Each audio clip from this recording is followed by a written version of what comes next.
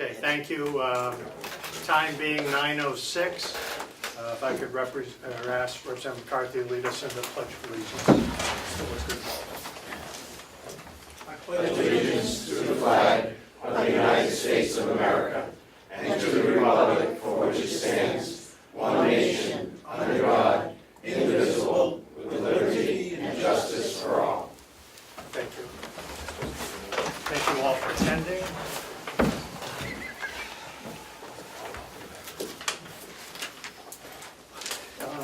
I have an item or two I'm going to add in here. I wasn't sure the superintendent was going to be able to join with us this morning, so I'm going to ask him to comment briefly how the programming is going at the jail, and then county commissioner, or the county attorney, Karel, is also here, and she's going to give us a little dissertation on where the progress of her department is at this point in time. Before that, I just want to, I was at a meeting with Madam Chairman over the weekend, and she had told me that the NHAC had issued its annual awards for merit, and that several of our own people from our county were recognized for those honors. I'm sure there'll be, if there hasn't already been a ceremony, I just would like to mention that our administrator, Ken Robichon, Michaela, I'm sorry, Adenusi? Andrewsi, I apologize.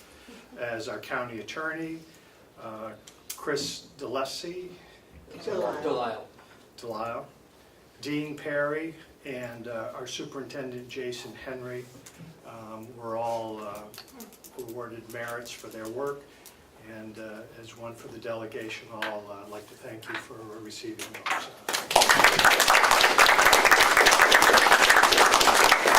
Speaks highly of our employees and administrators, and thank you for that.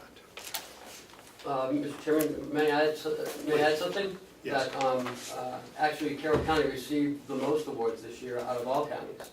So I just want to add that. Thank you. And may I also add Yes. that was County Administrator of the Year for the whole county? Well, I mean, for the state, I'm sorry. And the same with Michaela Andrewsi was for County Attorney for the state, and Jason for the House of Corrections for the state, not just county, but the whole state. So I'm very proud of this. Thank you. I would expect no less that we would be from the state. Thank you. Well, since I'm chairman of the commissioners, that's exactly right. Yeah, no, thank you so much for that. We are going to, I'm going to offer a moment for brief public input for those people, if there are, that would like to speak. They can't stay with us for the rest of the day. Is there anyone wishes to speak at this time for public input? Okay, seeing none, thank you. There will be the opportunity, as there always is, at the end of the meeting. If I could ask Superintendent Henry to address briefly and update the delegation on where we are with the drug court, the issue where your new programming that has been instituted. If you could just take a moment, and we're going to speak also to the county attorney about that. Yes, sir. Yes, Mr. Chairman, I would also like him to mention the fact and what's going on about it, that at the last meeting, we approved a $200,000 grant application that they sent in. That grant has been approved, and it will be going to the county corrections, House of Corrections. Please say something about that. As in what capacity that you can, yes. Okay. Please. There's a couple things. One, our programs, the trust program that we started in September 19th of last year, we put 28 people through the program so far with, knock on wood, nobody's returned with new charges that have gone through the program. So it's been very successful. With the blessing of the county, that we hired our full-time master level mental health clinician, who is also our master level LADAC, and our case manager, done a tremendous amount of work with helping with these people, not just the high-risk ones that we put into the trust program, but we're also, everybody is leaving, we are putting together an exit strategy for them to hook them up with their doctors, all their appointments, as they transition back out in the community. We are following in the community as best we can as well too, with Jim Starr, our mental health person, who was out to the community on Fridays. We have a place up in North Conway and in town here where he can continue with treatment for them. Now when we have the treatment, it's when they're on probation, we have a hook, it's great, and they're not participating, probation's been good about pulling them back in. If they're not on probation, we've actually had now people step up and say, I still want help, even though they're not part of the correctional institution, and we are working with those people as well. Myself, the county attorney's office, the public defender's office, they've all gotten together and with the courts and worked on a plan. As these people come through the courts that meet the criteria, we're working on, so you have a probationary time, say like 2 years, but you do well in 9 months, you can come off that program. And we've kind of created some rules together, which everybody seems to be on board, which I think is going to be even more helpful for our programs as we go down the road. Speaking to the grant, and I will say unofficially, officially, because we have not, I had an email out that we've technically won it, but I've not officially got the paperwork nor a phone call yet. But under the Second Chance Grant Act, this county has won $200,000 towards our programs, which will go towards hiring a half-time licensed alcohol drug counselor and a half-time case manager to really focus on the reentry piece back into the community. And this will be extremely important for us as we move forward, especially probation and the courts of following these people out there. I can't tell you how much that's going to be helpful for us. That's where with the grants, when I actually get the official letter and official word, then we can actually come announce it. And I know Gene Shaheen would like to, Senator Gene Shaheen come up, and Governor Sununu also wrote a beautiful letter. Both of them would like to come up at some point, because they're the ones that really helped back us getting that grant as well. Thank you.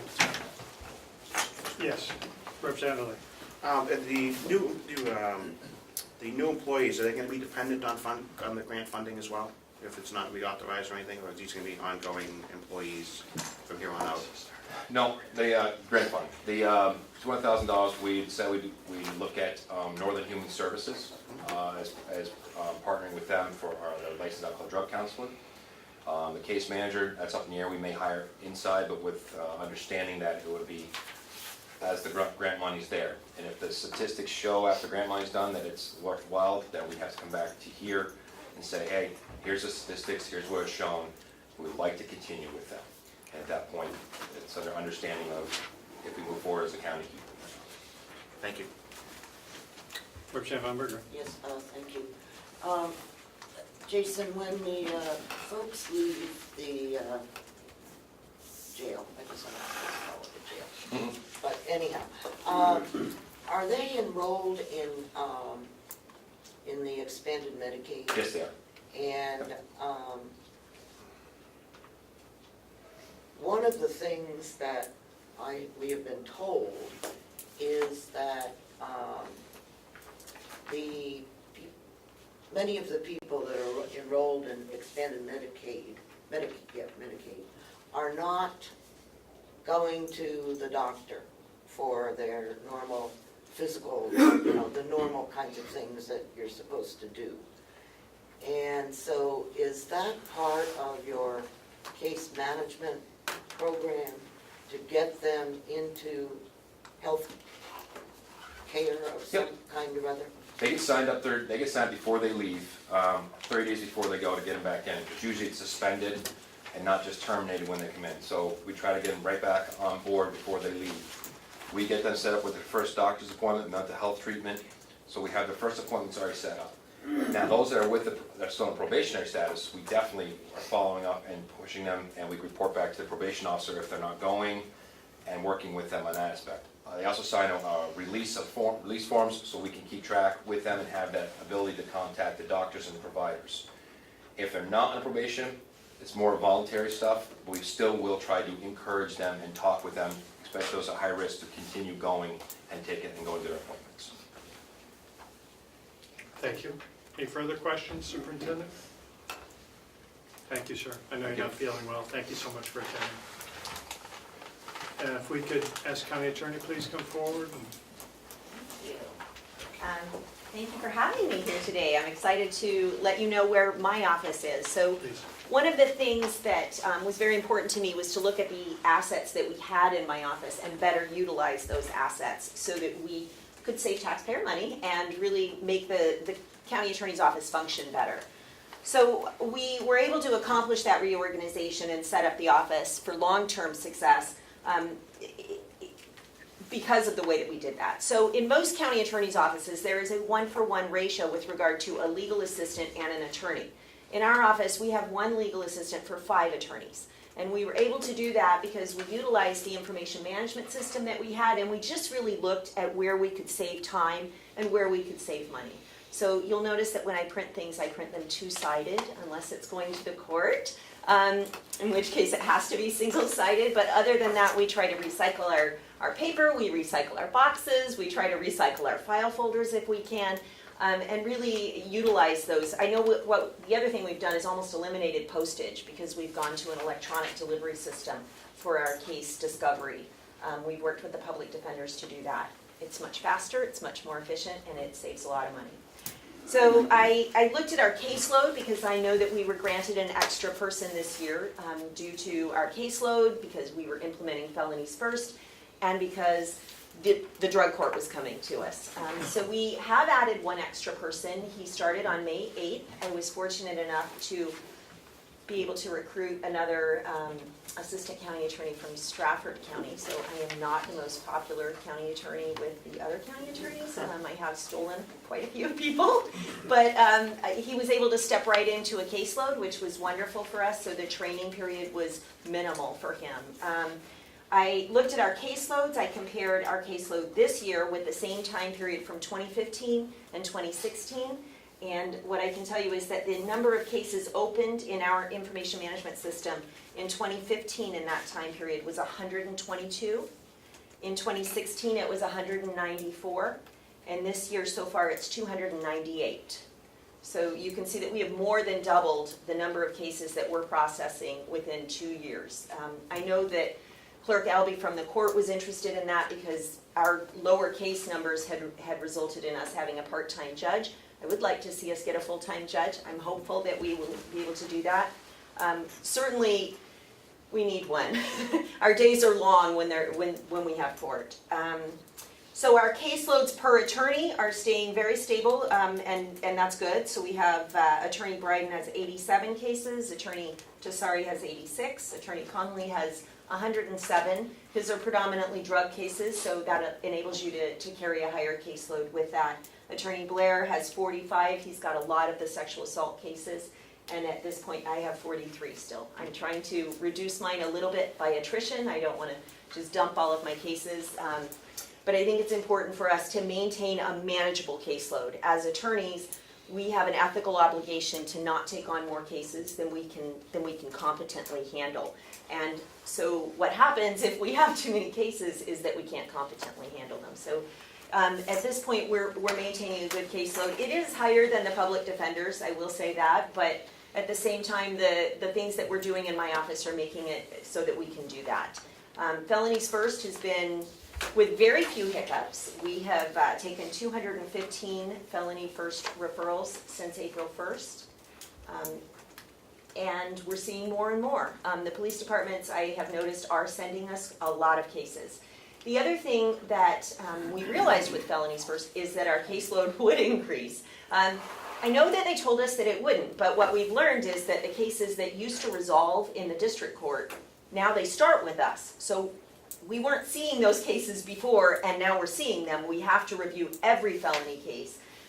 Previously, the cases started in the district court, and the police prosecutors could resolve some of those cases at the district court level without us putting any effort into them.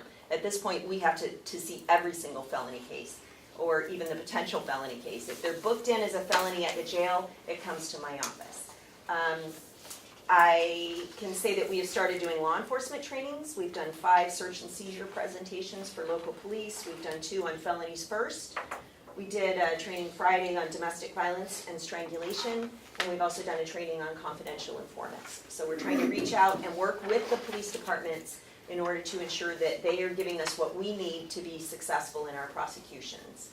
We've also been working closely with the jail and the trust program, and I will say that it's been phenomenal to have that available to us when we're looking at sentencing options for people who have substance abuse disorders. So I have Attorney Bryden with me. Attorney Bryden is the attorney who is in charge of setting up the drug court program. I know that we are almost all set to go. So we've been working with the courts and the public defender's office and the jail in setting up that drug court program. Do you want an update from Attorney Bryden?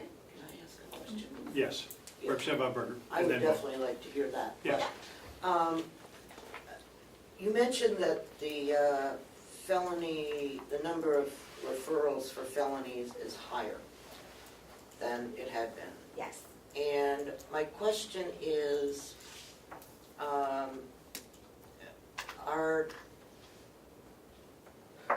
the police arresting for felonies that maybe shouldn't be felonies?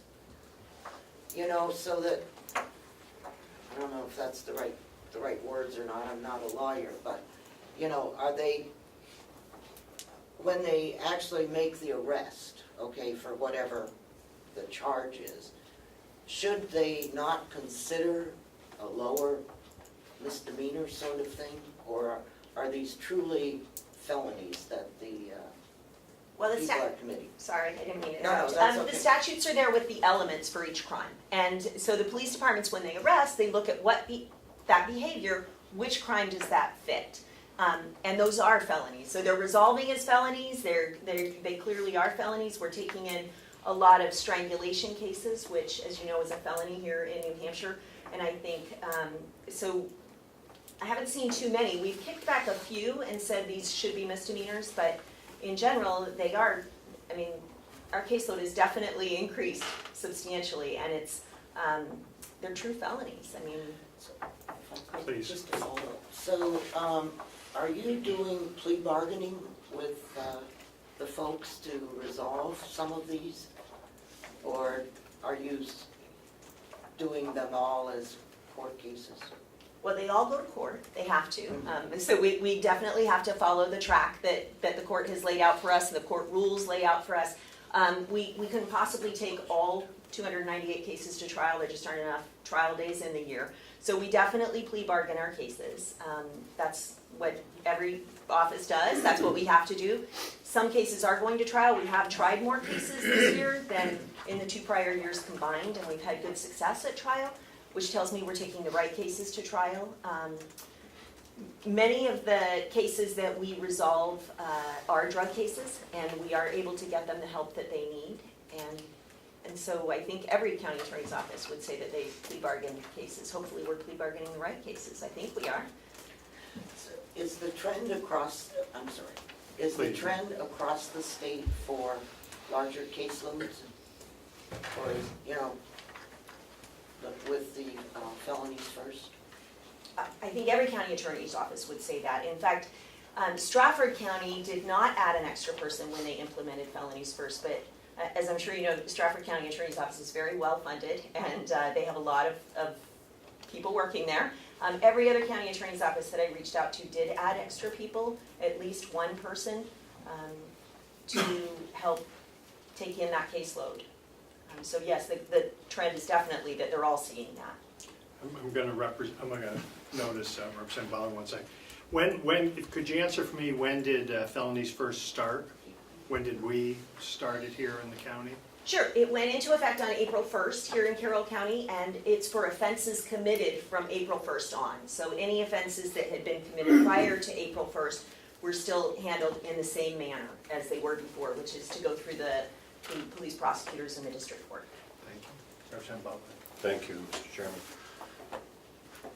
As you know, when we went through the discussion to add an additional person, there was a question about whether or not that person was needed and whether or not the caseload in the office could be expanded with the staffing that existed. You say that the numbers that we have per attorney in the office now are similar to public defenders, but I still hear in the community that in the private sector, lawyers carry many more cases than the 80 even to 100 cases that our attorneys in the prosecutor's office are carrying. Is that your understanding, and can you talk a little about that? Sure. I was in private practice, and I can tell you that I didn't carry anywhere near this caseload when I was in private practice. I go based on the National District Attorney Association recommendations. Our cases are still higher than those recommendations. I know that the public defenders have a felony case cap in their contract, and I also recognize that they don't always stay at that cap, but I believe their cap is 35 felony cases, and as you heard, we have more than twice that. So we definitely have a higher caseload than the defense attorneys that we're going against. And as I've always said, I think that victims should be as well represented as defendants. We have victims in our community. These are people who need to have that support from our office, and definitely need to have the prosecutors be competent in handling the cases that they're handling. When you think about the amount of time that goes into a case, the prosecutors do a lot of work that defense attorneys don't do. We have to screen the case. We have to consult with law enforcement. We have to put the case together. We have to type up the indictments. We take it to grand jury. Defense attorneys aren't even involved all the way through that. And we have the burden, as well we should. We're the government, and we prove our case beyond a reasonable doubt, where a defense attorney doesn't have to do that. They have to prove nothing.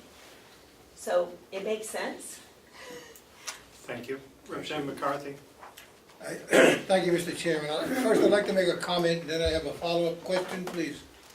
And the comment is that I'm the chairman of the Mount Washington Valley Republican Committee, and I would just like everybody to know that about a week or so ago, we had the chief of police of the Conway Police Department and his deputy, Lieutenant Matty, give my group a talk on the drug problem that the state is going through right now. And they had nothing but accolades for the county attorney's office and what was going on, and the getting together and meeting of minds and getting things done. In fact, Lieutenant Matty made one comment, something that hasn't happened in a long time. He says, we're finally getting people into state prison. So your work is really showing up with the guys on the street. I'd just like everybody to know that. And the question that I have, please, is relative to your summary of statutory mandates. At the bottom of the first page, duties of county attorneys. It states, if no other representation is provided under the direction of the county commissioners, he or she, meaning the attorney, shall prosecute or defend any suit, not just criminal, any suit in which the county is interested. Now, not too long ago, we had a suit, and I believe the suit was against the commissioners. And the county attorney's office more or less refused to do anything. They said, well, we don't know anything about that, go out and hire your own people. And they did, but then it cost the county quite a bit of money, because I believe at the end we had to reimburse the lawyers who prosecuted the case who defended the commissioners. Would you comment on that, please? Yes, I can. I'm trying to think of the right way to phrase this. I come from a jurisdiction where we had a civil department in the county attorney's office. I think many offices do. It's an unusual thing here in New Hampshire, though. Most of the county attorney's offices simply do not have the staff to handle the civil suits as well as the criminal suits, or the experience. Our prosecutors, we handle criminal cases. That's what we handle. That's what our expertise is in, and not civil cases. That being said, is it possible to expand the scope of the Carroll County Attorney's Office to handle civil suits? I think it's possible. Is it possible with the resources we have now? Unfortunately, I don't think it is. Don't you need separate insurance, is what you're talking about? Yeah, there are a number of concerns that go into practicing civilly, so you need to make sure that you are covering them for malpractice and things like that. Follow up, President McCarthy? Yes, a follow-up. Okay, I understand that, and, you know, but how do you get around the law that says shall? Any suit. Doesn't say civil or criminal, it says shall, any suit. Yes, I understand, and it does say unless other representation is provided. So I think, again, I go back to the fact that we have to competently handle the cases. If you ask me to defend on a civil suit, it would take me a while to get up to speed. Could I do it? Absolutely, but you would be taking me away from the duties that I have in prosecuting criminal cases at that point. So I don't think that it's a closed issue. I definitely think it's capable of being done here in the county attorney's office. I don't think it's capable of being done competently with the staff that we have. Thank you. Representative Cordelli. Thank you, Mr. Chairman. Thank you for being here today. Thank you for having me. I think my question would go along the same lines, and maybe get the same response from you, but my question was related to contracts that the county signs. It is odd to me, and I have not experienced a place where contracts are not reviewed by some legal staff. I think it puts us in jeopardy as a county. And would you say, again, to my question, that your office is not prepared to do that kind of review? Well, I wouldn't say that we're not prepared, and certainly we're all qualified attorneys, and we can handle that. But what I would say is that we work full-time over there doing the cases that we have. And so if you're going to add that additional duties to the office, I think we need to add the additional resources to take that on. I mean, nobody wants to provide twice the service for with the same resources. It simply can't be done at this point. And there are other concerns that need to go into that with regard to ensuring that we're competently handling it, that we've got somebody with experience in contracts. Much like a doctor, you don't want to go to a heart surgeon if you need brain surgery. So it makes sense that you would want somebody who's competent in handling municipal contracts and things. And it's not that we can't do that. It's just that that's not what we do, so we would have to get up to speed. And that is an ethical obligation that we have as attorneys, to ensure that we're not going to take on something that we can't competently handle. Okay, thank you. Yeah, that's Fine. If we could hold that, we can always come back and ask her. I'd just like to ask you just a couple more things. So we had a little bit of volatility with staffing over the past years. And you've told me that you were able to gain back an attorney from another county. Can you reflect on me how the stability of your department is, and are all your positions filled? Thank you for that question. Yes, our office is fully staffed. I'm very excited by that. We had Jessica Reed go out on maternity leave, and I felt like we were all there, but we were missing that little plastic thing that kind of held the six-pack together. So she's back now, and I'm thankful that she's there. She really does keep us stabilized. So she is managing the administrative aspect of the office, and that's been a great stress relief for me to have her back in the office. All of the attorneys I've hired are still there. I'm going to knock on wood. We haven't lost a single attorney since October. Well, no, I take that back. Jeff Gallagher left at the beginning of this year, the very first week of this year. But since that time, we haven't lost any of the hired attorneys. So I hired Kimberly Tessari in October of last year with Attorney Dewhurst at that time. She's still there. We hired Attorney Bryden and Attorney Conley in January. They're both still there. And we hired Attorney Blair in May, and he's still there. So turnover's not an issue not with the attorneys, no it isn't. with the whole department? We have had turnover with the department, but we had Ms. Eckhoff was stolen by the jail. So she's gone over to the jail. She was our victim witness person, but we were fortunate to be able to find someone from another county that had experience, and she came in and stepped in, and she's been phenomenal. We had a paralegal that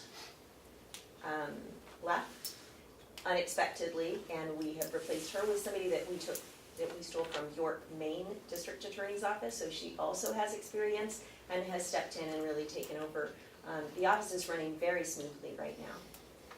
Maybe we should use the word acquire instead of stolen. Yes, maybe I should. I was just thinking that. I use that word a lot. Before I let you have a seat, I'm a bit of a sports fan, Red Sox, that sort of thing.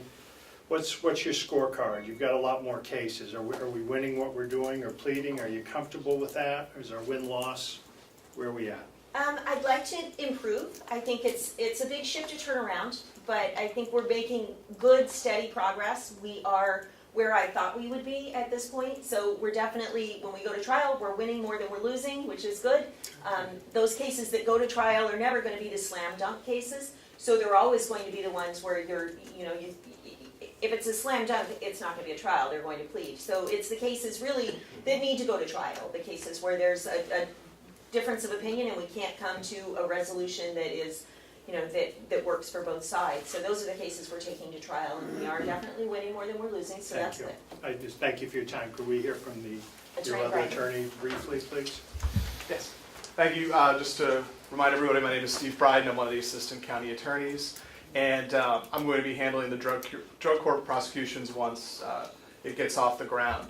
So far we've done, there was a drug court conference in the state that we went to about a month ago, and then the state also got us connected with the National Association of Drug Court Professionals, and they sent some members of the prospective drug court team to Missouri to go to a drug court with a comparable demographic to Carroll County to try to instruct us on how a good drug court will function. And then we've also connected with mentors there that can help us as we move forward, in addition to the folks that we have in the state that have been doing drug courts for a long time, like Stratford County. The proposal itself, they put out an RFP for the counseling services for the drug court. The due date on that was September 14th, so they're reviewing any submissions now at the court's office, and then I expect that they'll have a contract submitted to the executive council for approval. And then once the contracts are in place, then we'll get started with the drug court here in Carroll County. So I expect it'll be before the end of the year. Thank you. Any questions for the gentleman? Thank you, Mr. Wright. Thank you. I was negligent not to mention our new delegation member, Edie DesMarais, joined us with a temporary name tag there. Hopefully I'll be here long enough to get it. We'll get you one. Welcome. Thank you. Thank you. Thank you. Moving on to the next agenda item. Turns out, County Administrator, I'd like to have a little conversation here. I've listed several items here. I'll admit that due to my time away and some of your time, we haven't had a chance to chat about an awful lot of these. But I'd kind of like to talk about the process a little. We sit here as the delegation, and we have the purse strings, and we ask questions in what I believe is in good faith in meetings, and we have for years and years. And at some point, there's a disconnect when it crosses over that table, in that we would leave a meeting here with myself specifically asking if we were going to get those responses. And then I've heard that there's been conversations then at the chairman's, at the commissioner's level, then as to what the responsibility is for yourself or the commissioners to respond to questions that we have. I'd like to say in my tenure here, and especially over the last 6-8 years, that we have seen a tremendous turnaround, not only in the financial management of this county. I think we are making great progress in all fronts throughout. But the one thing that's pretty consistent is the disconnect in getting information freely passed between. So if I or others make a request, and we do it in an official meeting, and we are out of line, I would certainly like to see a written response come back to this board so that we can have a further conversation, as opposed to times it is felt that it's pushed aside. So with that, I believe I have listed a few items here that had come up last meeting. And if you would, or if the chairman would like to address these, or if I'm out of line, let's have that conversation. But these are the items I'd like to discuss. And if you would, please, sir. First one is the update of New Hampshire DOL investigation, hearing, fines, and safeguards. You want to do the Department of Labor update? As most of you know, we had the Department of Labor here for an entire year, going through going through our payroll, going through just about everything. And they came back in early August with with the findings and the proposed fine of about $48,000.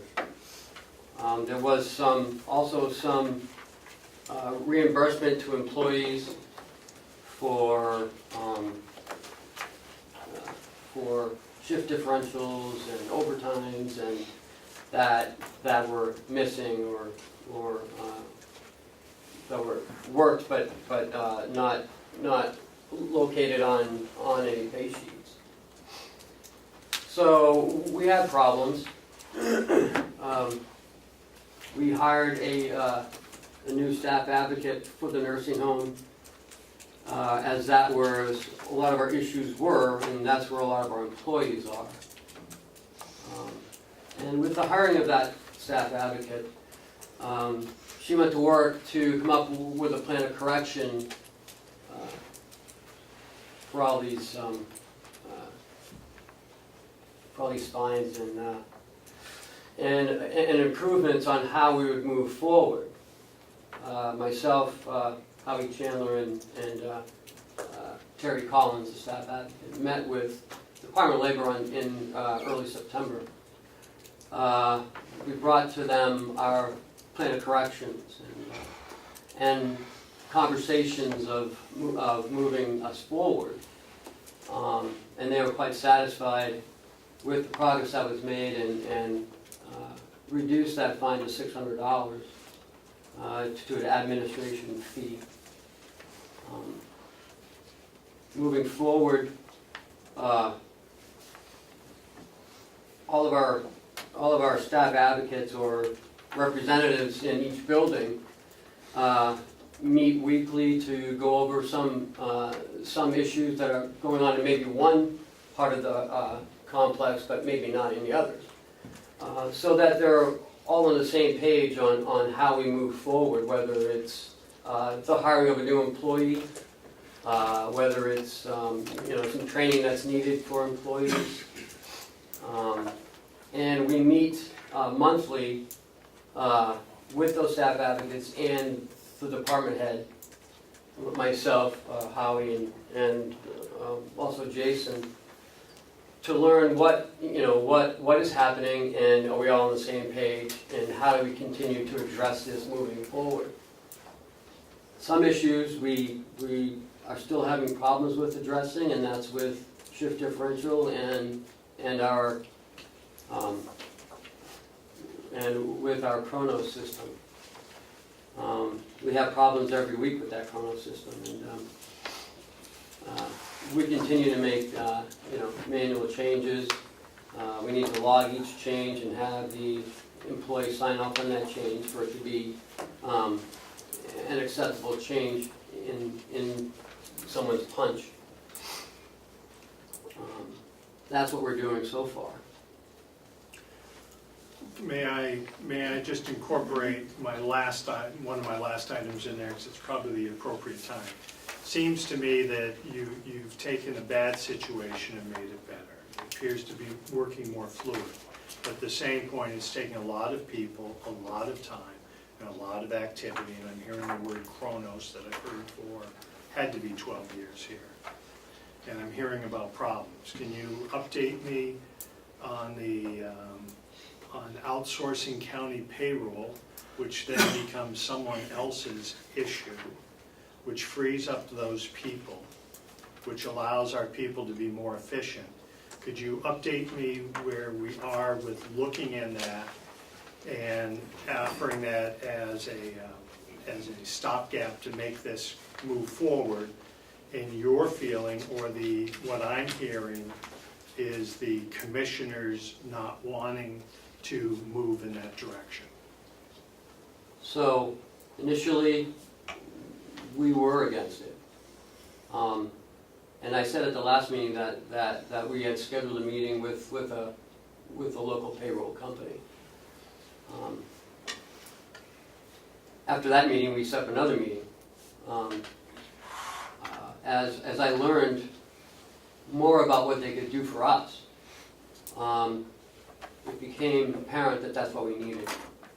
I believe the whole entire board's on board with this at this time.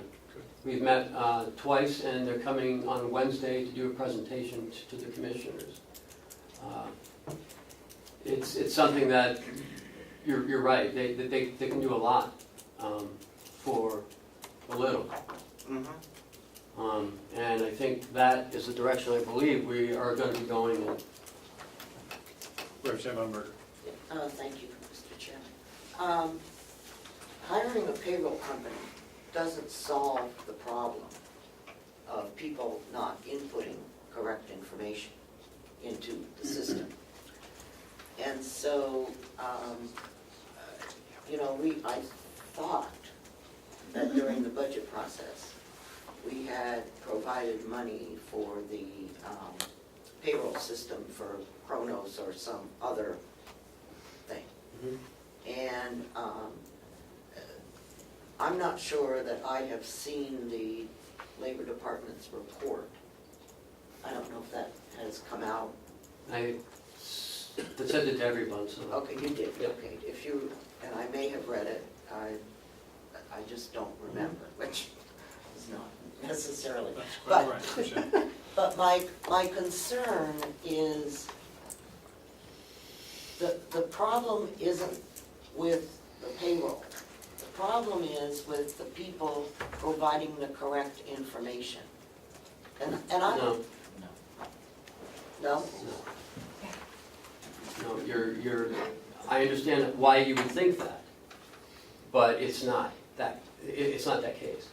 People put in shift differential, but because of our system, I'm being told it's antiquated, and also Kronos is going to be getting rid of that. They're going to a cloud-based Kronos system. Support's going away at some point. That we tend to lose it between there and here. It just drops off. We've been on the phone with Kronos months. It goes deep into the infrastructure. It's just, and you're wrong. I think a payroll company is the answer. It's going to provide us with stability, and also, more importantly, our staff will be a little more confident in us.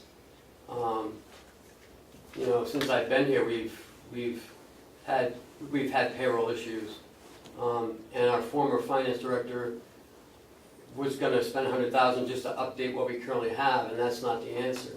That's why I'm not spending that money.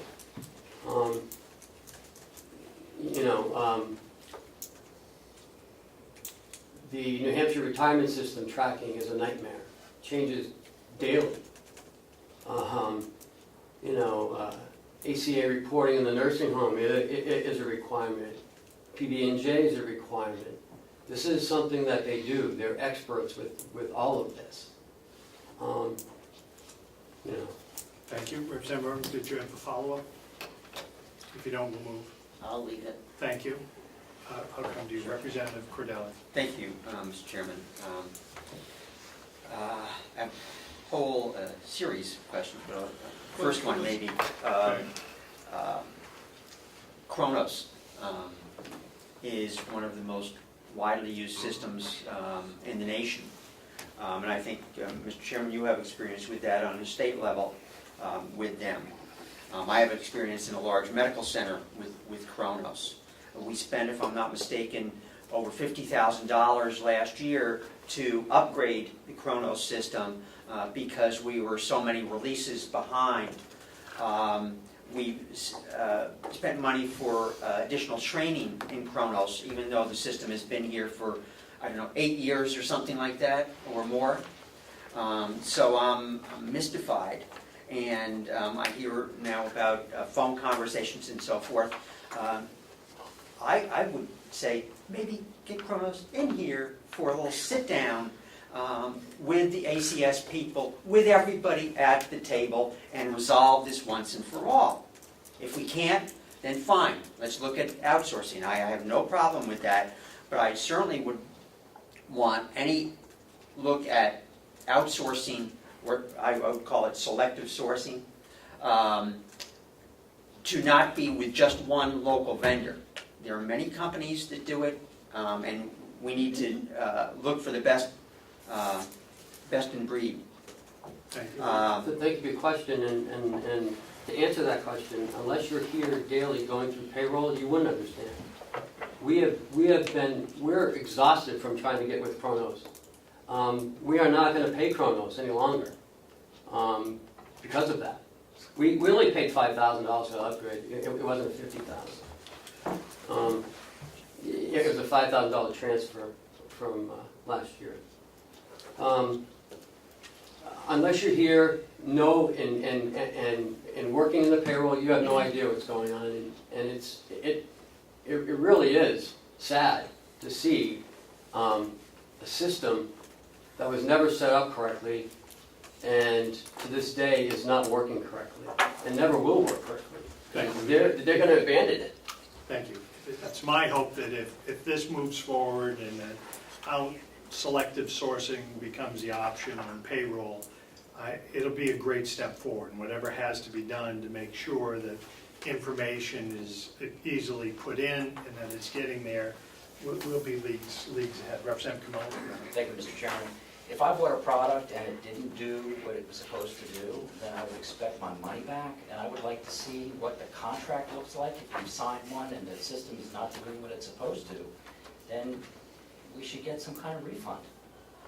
If it's our problem, then we have to fix it, but if they're not living up to their contract, I've been watching this Kronos for 8 years now, and I don't know who the problem is. It sounds like it is the system, but if it It's is the platform. If it's the platform, then we need to get some refund for it. Thank you. Representative Knirk. I have a question. If we did outsource to a payroll company, will that company then assume the liability for any errors that Yes. occur? Yeah. Thank you.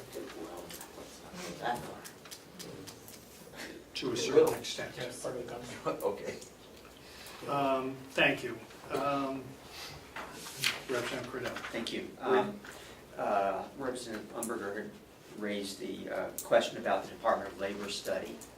And I think some additional information was sent, but I also contacted the Commissioner of the Department of Labor and got additional documents from his office as to the investigation here. And it's quite disturbing that we know it was almost 500 violations, including employment of undocumented workers is prohibited, RSA 275A4A, minors, a lot of things with minors working more than 10.5 hours a day, more than 30 hours a week, and it's just, from what I can see in these reports, 2 minors, which is very disturbing to me. I would like to hear, whether it be in non-public or whatever, more detail about this.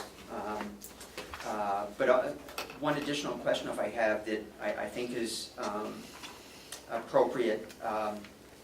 There is legislation being filed for this year relating to rules and regulations, in one area is the Department of Labor.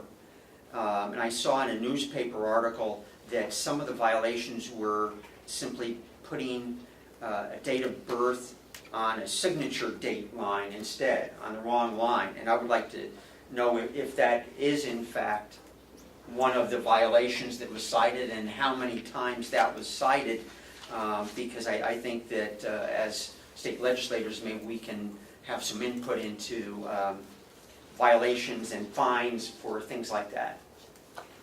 So I'd like to repeat that. So you said there's 500 violations. We have 300 employees over there. Just one violation is one. So Right. one payroll, that's 300 violations, because it happens to every person. So you're making it sound like it's ongoing, and it is bad. I'm not saying, but you're making it sound like it's, you know, terrible. I'm just reporting, No, the and then report said on the 267 violations. I thought I had the floor, but, and you talk about minors, there were issues from working, instead of 8 hours, working 10 hours, one instance. Which one? Okay, excuse me, gentlemen, go ahead, please finish, So- we have another question. And so, you know, yes, these things happen, but, you know, it was from 2015 to 2016. And we've addressed this. This is what we do at the nursing home. We spent an enormous amount of time addressing it, changing it, and following up on it, doing our own audit. Thank you. I prevail here a little to the delegation and to the administrator. We had a problem, it was found, I believe we've addressed that problem. It's my hope that we won't have these issues again, and that we're going to move beyond this. I think the representative's questions are legitimate. I think Representative Cordelli quoting out of a report from a commissioner is totally, and I apologize that there's a heightened sense to this, but with 300 and something employees, you can't be wrong. We were wrong, and so we're going to move forward. Representative, your question. Ken, what were the exact dates that the audit was for? Pretty Pretty close. I believe April of 15 until September of 16. And we did our own 2-month audit after they left. So those were the dates. Thank you. Paul? Please. Has there been any issues since that study's been completed? Just that with the shift differential, it continues to fall off, but we address it within the time frame specified by the Department of Labor, is addressed that day. So we are, to answer your question, yes, we are following all of their recommendations. And please to sign off. Fine. And I know that this representative has been asking to outsource payroll since he got here. And I'm glad to see that the new commissioners are finally looking at a real possibility of making sure our employees get paid on time and when they're supposed to be paid. Representative Umberger. Yeah, if that's the decision that's made, how are we gonna pay for it? Is that a question? So we no longer have our finance director, he's gone. We also don't have an HR director, she's gone. That's $145,000 savings, just in salaries alone, not counting benefits. Is that what you're projecting it to cost? No, oh no, way less than that. Thank you. We'll eagerly await your progress on that. Follow up if I might? Rather brief, if we Yes. could, Representative, to cover. It was mentioned a new staff advocate for the nursing home, and I don't remember that position in the budget. And I think at the last meeting, Representative Umberger had talked about requesting job descriptions. And I would like to follow up with that and ask for a copy of job descriptions as well, because I don't remember. Thank you. Perhaps after you've had a chance to review that, if you have another question, we'll come back. One of the other questions that has been brought up by this delegation is an update regarding recommendations in the 2014 performance audit. And in fairness, we were looking for a brief summary to run through there and see where the items, where you're continuing to look at, what makes sense, what has been taken care of. That's what we're looking for. And perhaps you could address that. I am not. And perhaps that's a policy question that should be handled by the commissioners, so if you could. I can probably address part of that. When I went through in January when I first got here, that was one of the things I did. And the commissioner part of it I addressed. And I don't know if you want the, here's what the line was, yes, we did it, this is what we did.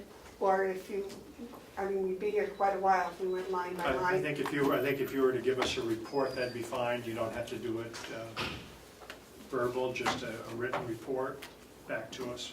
If you have some highlights, that's fine. And would you like it, a written report for commissioners, a written report for HR, a written report for finances? Is that? Yes, that would be And wonderful. that would be fine, that would be excellent. And have that for the next meeting of. That'd be perfectly fine, quarterly meeting. Recently, there was a widely publicized performance audit done by the state on the community college system. And I attended the Higher Education Commission meeting about that performance audit. And the community college system provided the committee with a report detailing every recommendation in the performance audit, whether they concurred, status, completion date, etc. And you know, I would offer this to the commissioners as an example. And in addition, the community college system told me that they would be glad to have their internal auditor discuss with the county on how they might track things like this. Thank you. Another item below May that. I? Yes, oh, I'm sorry. That's okay. As I went back through the performance audit, I'm very concerned that they decided to decentralize human resources, because that was one of the major problems that the performance audit brought out. And part of the problem, as we know, was the fact that our personnel files didn't look the same across, and any number of issues.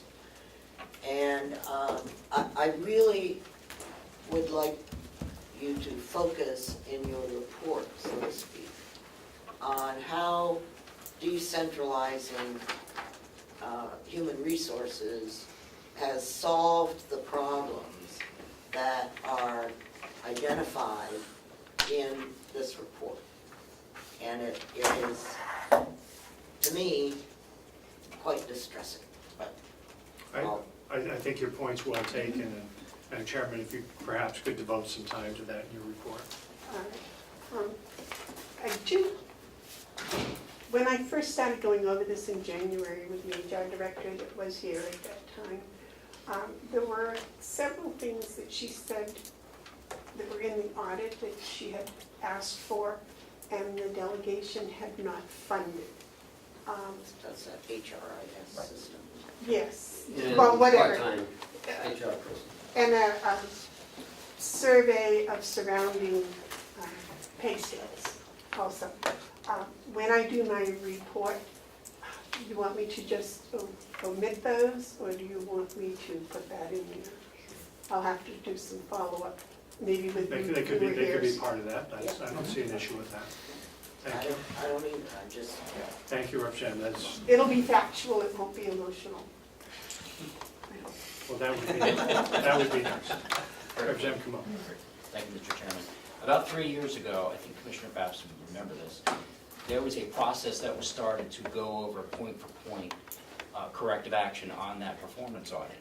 And then it all of a sudden just stopped. And I just wanted to know, Is there an ongoing process where all those points that were brought up in not only the DRA report, but also the performance audit, is there a process that's continuing to make sure, because I know progress has been made, but is it documented anywhere that you would correct it?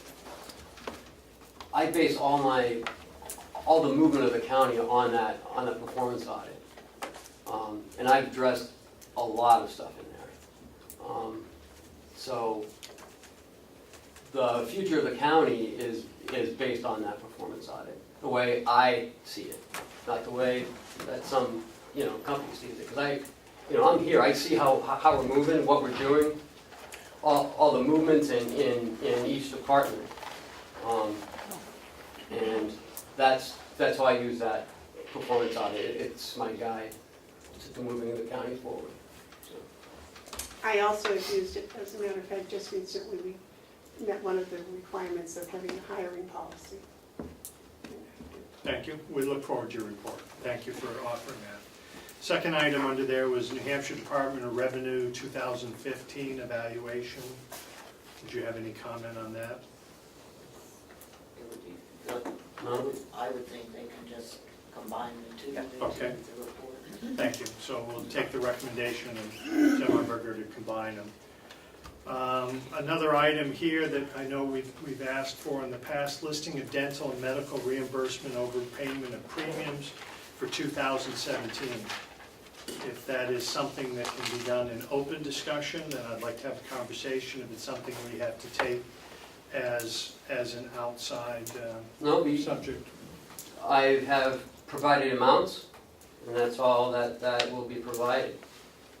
The health insurance, we had $41,292 refunded to us. And in the dental, $1,358 from January to July. Okay. And we had a discussion, if I remember last month, that money would stay in that department, if I remember right, or that The lines have been. the lines it came out of. It's a credit, that's all it is. Okay. Representative Yes. Comeau or Cordelli, was there a question? I'm sorry. Yeah, thank you. With the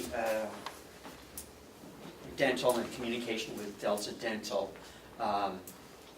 what is the process for communication to Delta Dental that an employee has been terminated? And what is the communication back from them to confirm that? It's a form that's either sent by email or fax. Fax? Yeah. And some have been sent fax, some go email. Follow up. And I believe you get a monthly statement via some form, paper or electronic, from them, is as to whether the action you requested has been taken place. Is that information audited? What do you mean is it audited? Do you compare that Every month. every month to see that the actions you requested have in fact taken place? Because I would think that that would avoid the situation where we have, as we've had, I've got documentation from an employee that left in April and found out that she was, in September, that she was still having dental coverage.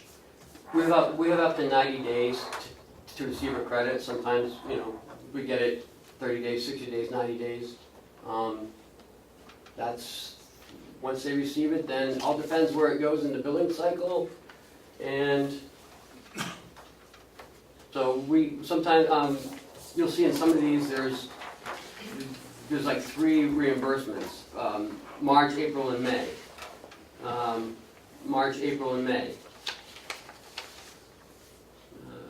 February, March. Okay. March. Is there a follow-up? Yeah. Please. So you might not receive a statement from Delta Dental of the transactions for 90 days as to the... We received a statement, but But the credit may not be on there. Right, but if today I sent them, hopefully an email rather than a fax, that, Joe Schmo was terminated. I know, I'm sorry to use Joe again, but, so it wouldn't be for 90 days that you would get a report from Right, because Delta Dental? That next Possibly. month, right, that next month, that employee's name will still be on there. Right, And then the following month, it may still be on there. And the third month, it should be a credit. But if I could, so we terminate, a person leaves and terminated. We notify Delta Dental within a prescribed amount of time, I would think, 5 days, 10 days. And so they're on record as not being our employees. And then, so they shouldn't be receiving services because they're no longer our employees. That's not what it said. Their name still would be on the bill if it caught in between the cycles.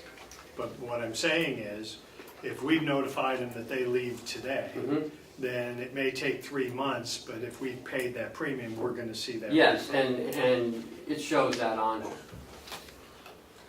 Representative Knirk. Thank you. But I think what Representative Cordelli is asking is quite reasonable. To have a sort of a tickler file, we don't have that many people, and if somebody leaves and you sent that notification, to have a follow-up within a week that they have responded, yes, we got it. Whether the billing happens, that's a different issue, but to confirm that it's actually been received and they've acted upon it is, I think, a very reasonable thing to do. That's really all you're asking, right? Yeah. We do track the name. After 60 days, if that name hasn't been, if there's not a credit to it, after 30 days, we watch it. After 60 days, we send an email after this happened. And then for clarification that that person is coming off. I mean, I can't force Delta Dental to do what they do, but we can protect ourselves by following that employee. Don't they acknowledge that they get an email from? No. Thank you, Representative. That's Yeah, what- I would like to reiterate what Ken's saying here. This is the way Delta Dental works. We have the same issue dealing with Delta Dental when I had employees with Delta Dental. And while we may poo-poo faxes, yes, you can get a notice that the fax was received, which you don't get with email. So I agree with you, I think email's a better way of communicating. But if you're gonna insist that he get something back, you're gonna make him do faxes. And the money eventually gets settled, and it's not as clean of a system as I would like. And sometimes Delta Dental ends up clawing back money from the providers who provided services for people who are no longer under coverage. So it gets very messy that way. But what he's saying back here, and we should not be giving him a hard time about. I'm just, sorry. Process question. If we could move on to status of the 2016 audit. The final paperwork was sent in last Wednesday, and we should be receiving our audit, like I said last meeting, in September. So we should be getting it this week. So if I remember right, last month we were told there were 2 meetings, those have already happened. Paperwork's been sent in, and we're waiting, and it They have all the information that they need. And so does PRA. Okay, Thank you. please. I'm just curious, why was an audit for 2016 not started until the end of August? Started way before August. Okay, we were told at the last meeting that the first meeting was on August 31st or something, but, That was their second visit to us. They had been here in June. so it's taken 4 months for the audit. But they didn't start the audit until June. That I don't know. Well, I know we have problems statutorily with when that needs to be started and so forth, but it would seem that we're in the process. Well, the process, if I may. Yes, please, Representative McCarthy. The RSAs, as they stand today, require that the audit be completed within 90 days of the first day of the new fiscal year, within 90 days. That's what the RSA's say. And, I'm sorry, 28.3 alpha. is that new this year? No. Well, then it says if needed. If an audit is needed, it'll be done. Yes, but if an audit is done, it must be completed But only if it's within needed, 90 though. days. If it's needed. This, counties don't have to have audits currently. Excuse me, I think Representative Umberger. we certainly put money in the budget every year for an audit. Mhm. And therefore, the delegation at least believes it's needed, Absolutely. okay? And But- so, And you're so let gonna us- get your audit. let us not get hung up on if needed. The date, it says very clearly, It's interpretation. no, it's not. Okay. If we didn't give you the money, then one would think it is not needed. But since we provide the dollars to do the audit, we, as a delegation, believe that the audit is needed. So those 5 years they weren't done, you put money in the budget? Yes, we Yes, did. And So that's why, Where were those? that's Good why. question, that's what we've been trying to find out for 5 years. If I could hash over that Please, just a second, 'cause it's always a good subject. No, it's not. I'm just gonna go that the past commissioners were under the impression they were having audits done. We put the money in, they were under the impression, it turns out they weren't. So I wholeheartedly support the statement made by Umberger and Cordelli that there is no interpretation that's needed from this delegation. Audits are needed every year, and it's our understanding that the commissioners have reached that same conclusion. So there's no reason for us to go back and forth on this. That is the case, and I believe Representative McCarthy and others are working on further legislation to that effect. So I have a question though first of Representative Butler. Thank you, I'm sorry. The last time this came up, that the audit was required within 90 days of the end of the fiscal, or beginning of the fiscal year, I believe there was some discussion about the need to change that RSA language so that it came within a reasonable length of time, considering the realities of auditing in this current world. So either we should band together, talk to Senator Bradley, and have a... You submitted it. Okay, so then it doesn't make sense to me to be challenging the 90-day limit if we are indeed going to make it more flexible simply because that's the reality. Well, might not pass. That's true. I just want to highlight that it has been the understanding that that was an issue. Representative McCarthy has introduced legislation. We understand that things weren't happening in the period of time, but the question was, if the audit had started in June or the end of May, it was nowhere even close to where it should have started. If I could follow up. Yes. We don't know the reason that the audit started when it started. And so I think we should get clarity, and we should understand why before we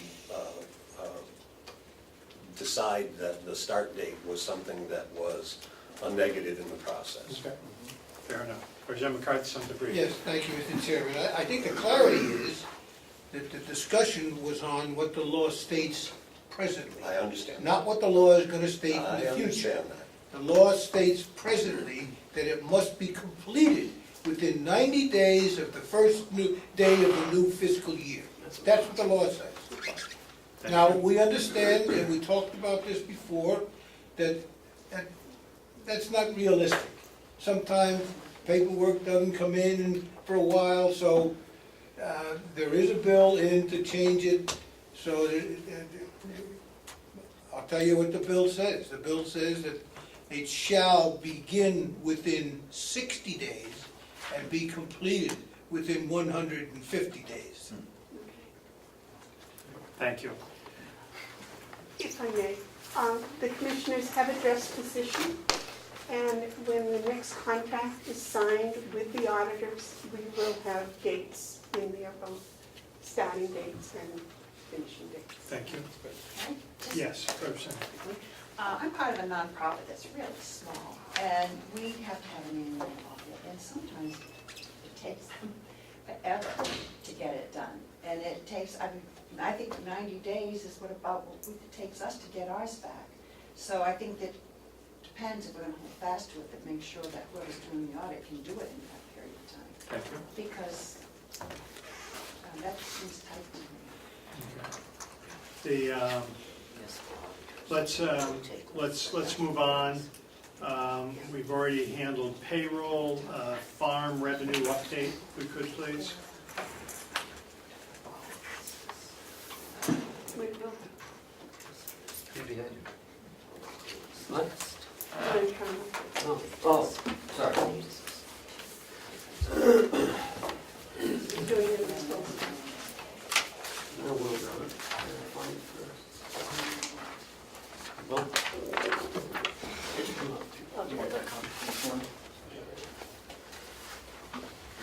so, not a lot has changed since last month, or 3 weeks ago, actually. Hay revenue's at $16,178. Our hay bale count's up by 292. We have delivered $1,700 worth, is that what that says? Yes. So far, we have $17,878 sold in hay. If I could on the hay. Well, we had the pleasure, and it was nice of Will and Joe to be there 2 weeks ago to do our tour, hay wagon and running around.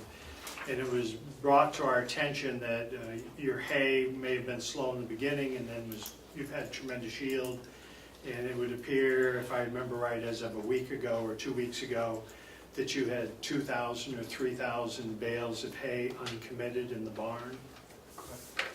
Okay, and if I could ask the question, a year or 2 years ago, we had asked that when hay becomes available, that the county wanted to be assured that the county was going to advertise that we had that available and what our price was going to be. So my question is, have we advertised that we have, and I believe that's first cut hay sitting in there, which I believe is a premium product. Has that been advertised, and have we changed our policy that we were using before of going with a select list of clientele? And is there no call for those 3,000 bales? First of all, I don't recall that even being talked about as far as advertising our hay. So that would be incorrect. I'm just saying, Yeah. I don't recall Okay. that, because we normally sell out anyways. Correct. So, If I could interject, we normally have hay at the end of the year, and then we're normally sold out. My understanding from our tour was that there is somewhat of a shortage around for hay, and one of the people questioned, if we have 3,000 bales of hay, what's our price, how are we selling it, and how it's advertised? And I believe the response was, we're not advertising that product. And if Commissioner Babson could answer, I know we had spoken in the past that if we have product for sale, that it's advertised to the, at least through the county web, that we have product for sale. Yes. I don't need to put you when you ask the question. Just to correct one thing, the second cut is more valuable than the first cut. Okay. Why would you advertise today when you don't know, well, it's a little late, let's say August 1st when you have it, when you don't know what the yield is gonna be? It's possible to get $6 or $7 a bale in February if there's no hay available around, or it's possible to get $4 a bale or $5 a bale if there is plenty of hay available. This ended up as a pretty good year. We will sell out. People in February will be calling, as they do every year, looking for hay, and we can adjust our price at that point. We never have any left over. If I could. My understanding is that our price of hay is set. You set the price of hay at the beginning. was one of the items we asked, that a price was set. And I don't believe in the past that that price has been adjusted as the season goes along, and whether you have plenty of hay to sale or less hay to sale. No, that you're correct, because this, I think, is the first year we've thought about varying the price depending upon the availability. Thank you. But you're sitting on 3,000 bales of hay. I'm That barn- sitting on 2,000 and it'll be gone. When February comes around, people are looking for hay. Don't ask me why, but they are. Thank you. Is that why you sell it to me for more in February? Thank you. I was told by people on the tour that there's a shortage now, and if they knew that we had that product out there, it'd be sold. In a marketplace, I'd rather sell it today than I would hold on to it, and that space has been valuable. Representative Chandler. Yeah, I'd just like to point out that selling hay in February does nothing to help this budget. We budgeted a certain amount of money for hay income. If you don't sell it by January 1st, this year, there's no income for this year. Next year. Now, if we want to adjust how we're doing hay in the next budget, so we realize that we're not going to sell it till February every year, we can do that. But we budgeted so much income for this year, and it should be sold this year, I think. Thank you, William. I apologize, did you want to comment? I just had two things to try to clarify on the tour. I think the conversation about the hay shortage was on the county as a whole. The farms in Carroll County produce less hay than there is demand for that hay in our county. And that's the shortage. Not necessarily that this year is a shortage, considering like last year was a hay shortage, this year was a better crop. But I think there's more demand in Carroll County for hay than what is actually produced in the county. I think that's what the conversation was with the gentleman that's on your committee that was sitting next to me in the ball cap. Thank you. And maybe that's where the clarification was. But the point was, when he found out we had 3,000 bales of hay sitting there, and the question was, have we advertised that? And the answer was no. Right, and I'd like to address that if possible. We currently still have a list of people that we are delivering to, and there's deliveries going on right now as we speak. I feel more comfortable with filling all those deliveries because those people ordered hay back in May and June, then evaluate what we have left in the barn and advertise if we want, or if the commissioners and the administrator advise me to do something different, we'll do then. But I'd rather fill what we have spoken for before we try to clear out the barn. Did we at the beginning of the year advertise that we had hay for sale? I believe it's always been they updated on the website, but I'm not 100% sure that in person. When we followed up on that last year, and I'm sorry to just trying to move through this. When we asked about it last year, the response was it never was on the website last year. I'm willing to bet that it wasn't on the website this year. So let's say we're still operating under an antiquated system of I've got a bunch of people that want to buy hay, when every resident in this county should have the right to buy hay. And let's say that we ask that list to stop, which it hasn't. Let's say we're still doing business that way. It would seem to me that someone should be able to make a phone call for yourself, I know how busy you are, and call our list of people and say, here's what we're sitting on, and we need to know how much you're willing to buy now. As Representative Chandler had brought up, we're not in the business of being the good guy hay business. We have money that's budgeted, we expect income from that budget. You, of all people, have worked so darn hard to bring that product in, that the way of the land, the way it has been, is not the way we should be operating.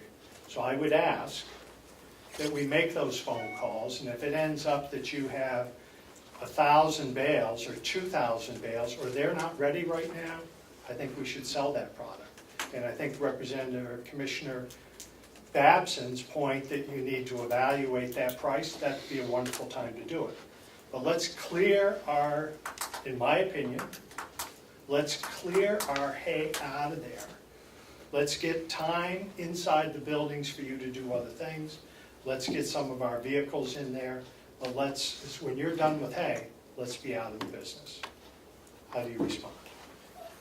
Or if you'd rather not, because I... No, I do have one response Yes. I'd like to do. Most of your sentence or paragraph I agree with, maybe not towards the end, but the majority of it I agree with. The difference is, these people, we're not just holding the hay when they arbitrarily come up with the money and they want it, because I sell it when the money's there, I take it. The problem we have is we're not delivering it fast enough to these folks, because I don't have the staff to deliver it as fast as we used to. So everything you said is very true. We try to get the hay out as fast as possible, but there's 2 people now, and there's just not enough time to deliver all the hay in July and August while we're trying to get the hay in. So I'm not holding it for people, waiting for them to come up with money, because if they don't have the money when I call them, too bad. They go to the bottom list or call me later. I go to the next person who has the money. You're correct in that. It's our side of the commitment. We haven't delivered it yet to them. So perhaps we have to either adjust that schedule, or if they commit and pay for 100 bales and you tell them you're not going to be able to deliver it to that time, and they choose not to take advantage of that, then we're done with that, and we move on to our next person. Can we do that? Or we, Why are we delivering? well, delivering was a nice long history of this farm, and should we still be delivering, and if that's a problem, then they're going to have to adjust their business model. But to me, it's a commodity, it's a bale, it's sitting there. Let's advertise it, let's ask if they want it, if they need it, fantastic, but times are changing. I know times on the farm are a little different than my times, but Representative. How much are we selling hay for right now? It becomes a liability. There's a series of different prices. Mulch hay out of the barn is $3 a bale. First cut out of the barn is $4.75. Second cut out of the barn is $5.50. First cut and second cut basically add 75 cents a bale for delivery.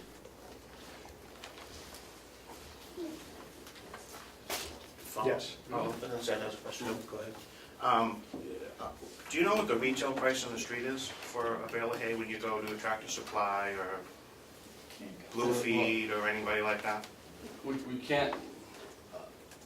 can't price our hay the way they price their hay. That's a whole different thing. You need to compare our price with a farmer that's selling it off their farm just as we are. And they are probably running around, during the summertime, around $4.50 a bale, sometimes $4 to $4.25 if people pick it up off the ground. Everybody has different pricing, but we're right in that price mark, maybe just a little bit higher on some of ours at different times of the year. Mm-hmm. So would you say that you're competing with the local people providing that service at a retail capacity? No, because just like I stated a couple minutes ago, there is more demand for hay in this county than there is supply. So therefore, I don't believe that we're putting anybody out of business, because there's more that needs to be trucked in from Vermont and New York, all kinds of other places, to provide the demand that's used here in the county. So I don't believe that we're competing with them. So you believe we're not competing with the local vendors? Correct. I think there's enough business to go around, and there's still a shortage. But we have 2,000, sorry, follow up, we have 2,000 bales. I don't know the exact 2,000 number, bales. but we do have some bales in the barn, yes. And just for argument's sake, what are the retailers, if I go down to the gentleman on 16, what's that price out there for a bale of hay? I see plenty of farmers going in there buying hay. Sure. Blue Seal. They can change and vary on the time of the year, because they change their prices quite frequently. They can be as low as $5 a bale and as high as up to $9 a bale when you get into February and March. So it depends on their demand, and they move their prices accordingly. Right now it's $6. If you buy it which I bought it in February, it's $7.95 a bale. Thank you. There was a question? Sorry, I want to wait for Representative Butler first. Go ahead. Thank you, Mr. Chair. Clarify whether or not you have any people who are buying hay from us or from the county that pick up their hay? Yes, we do. You do. Is there a percentage, 20% pick it up and we deliver 80, or? It's, I would say the percentage is lower that picks up than what in the past, than what we've delivered. But it all depends on the total amount of hay that we've had. So in my time here, years like this year that we have higher amounts, we tend to have more people coming to pick it up. On years that we've had lower amounts, we tend to deliver more. And that's because it's the same consistent people that buy the deliveries. And so when the hay spikes up because we have more production, a lot of times those people just happen to come. They're not customers we have every year, because we've advertised and whatnot, and they come in and pick it up. So it really varies from year to year, but it's a higher percentage most years on delivery probably. Thank you. And, Mr. Chair? Yes, please. You said, clear out the barn and be done with it. You said get out of the business. I didn't mean out of business. I want the storage of hay. If there's a market and we can sell it, let's sell it. And then that space becomes valuable for them to get, vehicles inside. Thank you. I just I'm wanted not- to, I know. I just wanted I'm to not understand. advocating getting out of the business. Got it. Yes. Yeah, I just want to clarify something. I'm not opposed to us maximizing our income. And if it gets to be that we should look at the February sale of hay, we just need to do it in a budgetary fashion which takes account of that, not this year.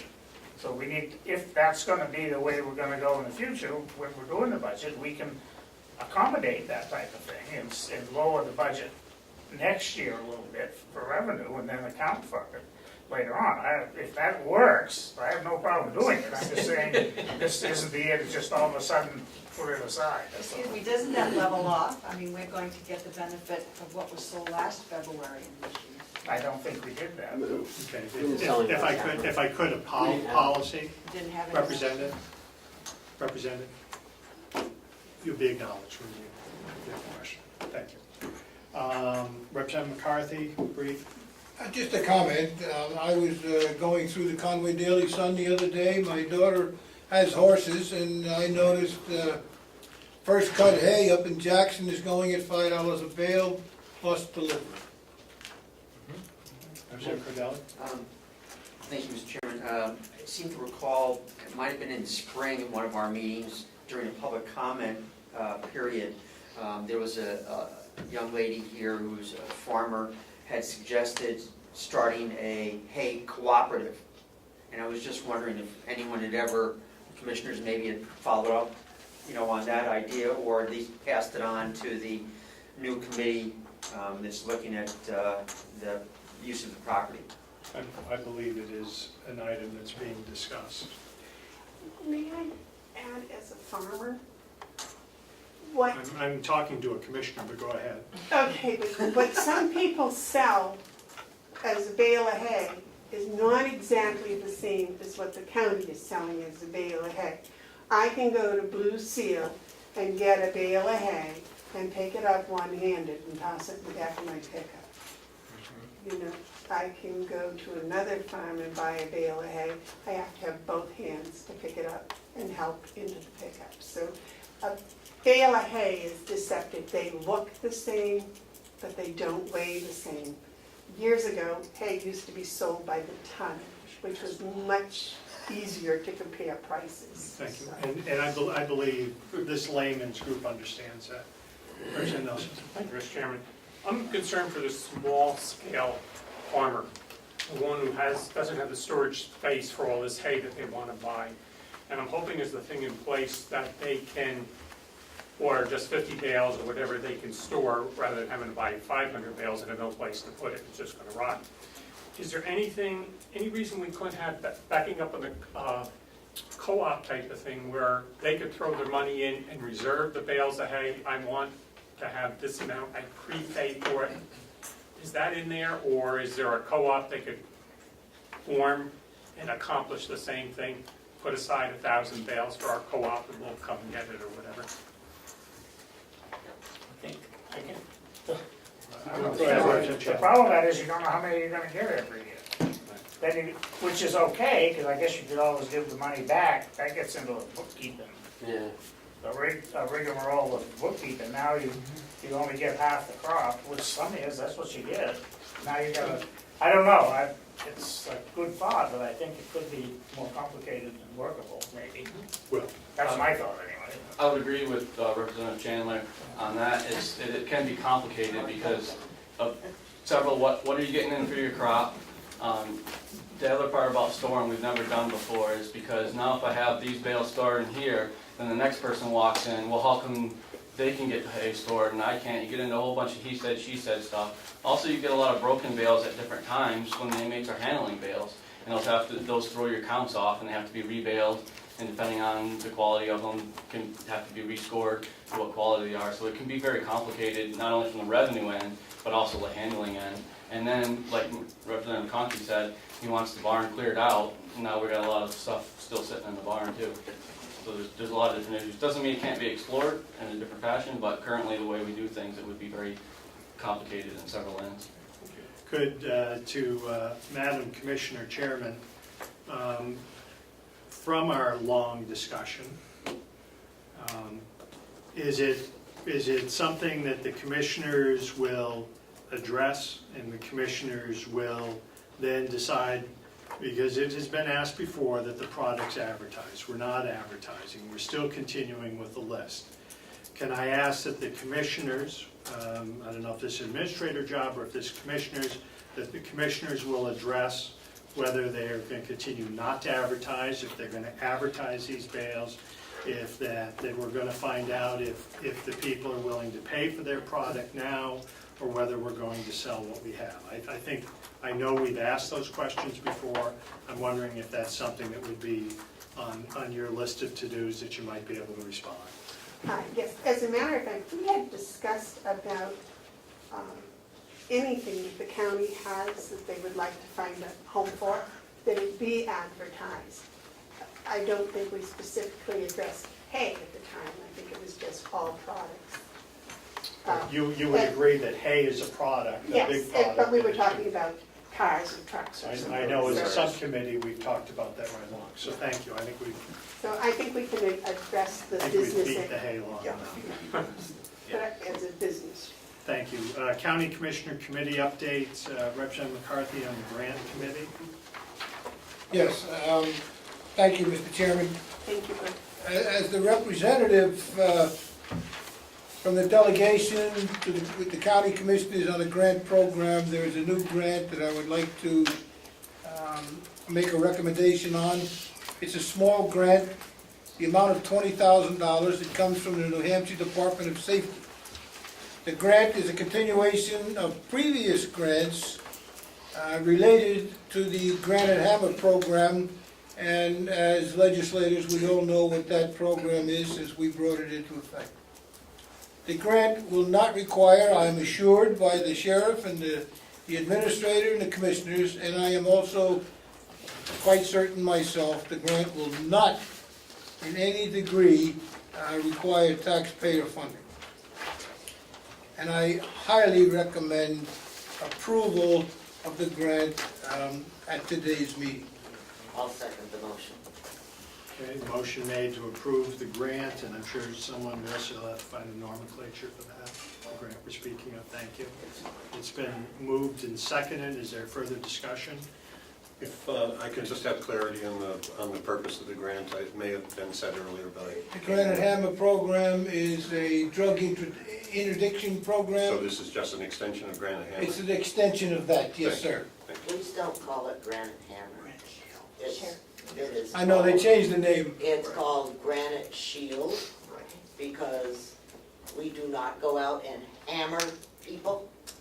We try to shield the public. Well, we used to until they changed the name. That's why we changed the name. Thank you. Further question, Representative Comeau? Thank you, Mr. Chairman. For the committee chair, is all the funding for law enforcement, or is anything going to addiction services? This is all law enforcement. No, if I may, Please. this is all law enforcement, and it doesn't just, our sheriff is responsible for allocating the money to all of the police departments in the county. And that's his responsibility, so it'll go to, and he has his own list made up of which town will get so much and so much. And that's the sheriff's responsibility. The county itself will get a portion of it, but it's all for interdiction of drugs. It has nothing to do with anything else. Follow up, Please. what is the amount of the grant? 20,000. It's very small. The last year for the same program, I think it was 26,000 or somewhere along in there, Sheriff. 26,948 last year. And this year it's down to 20. Do I see any further? I just wanted, before I vote, could I find out how much money is going to the various towns? The question is... That's okay. Yeah.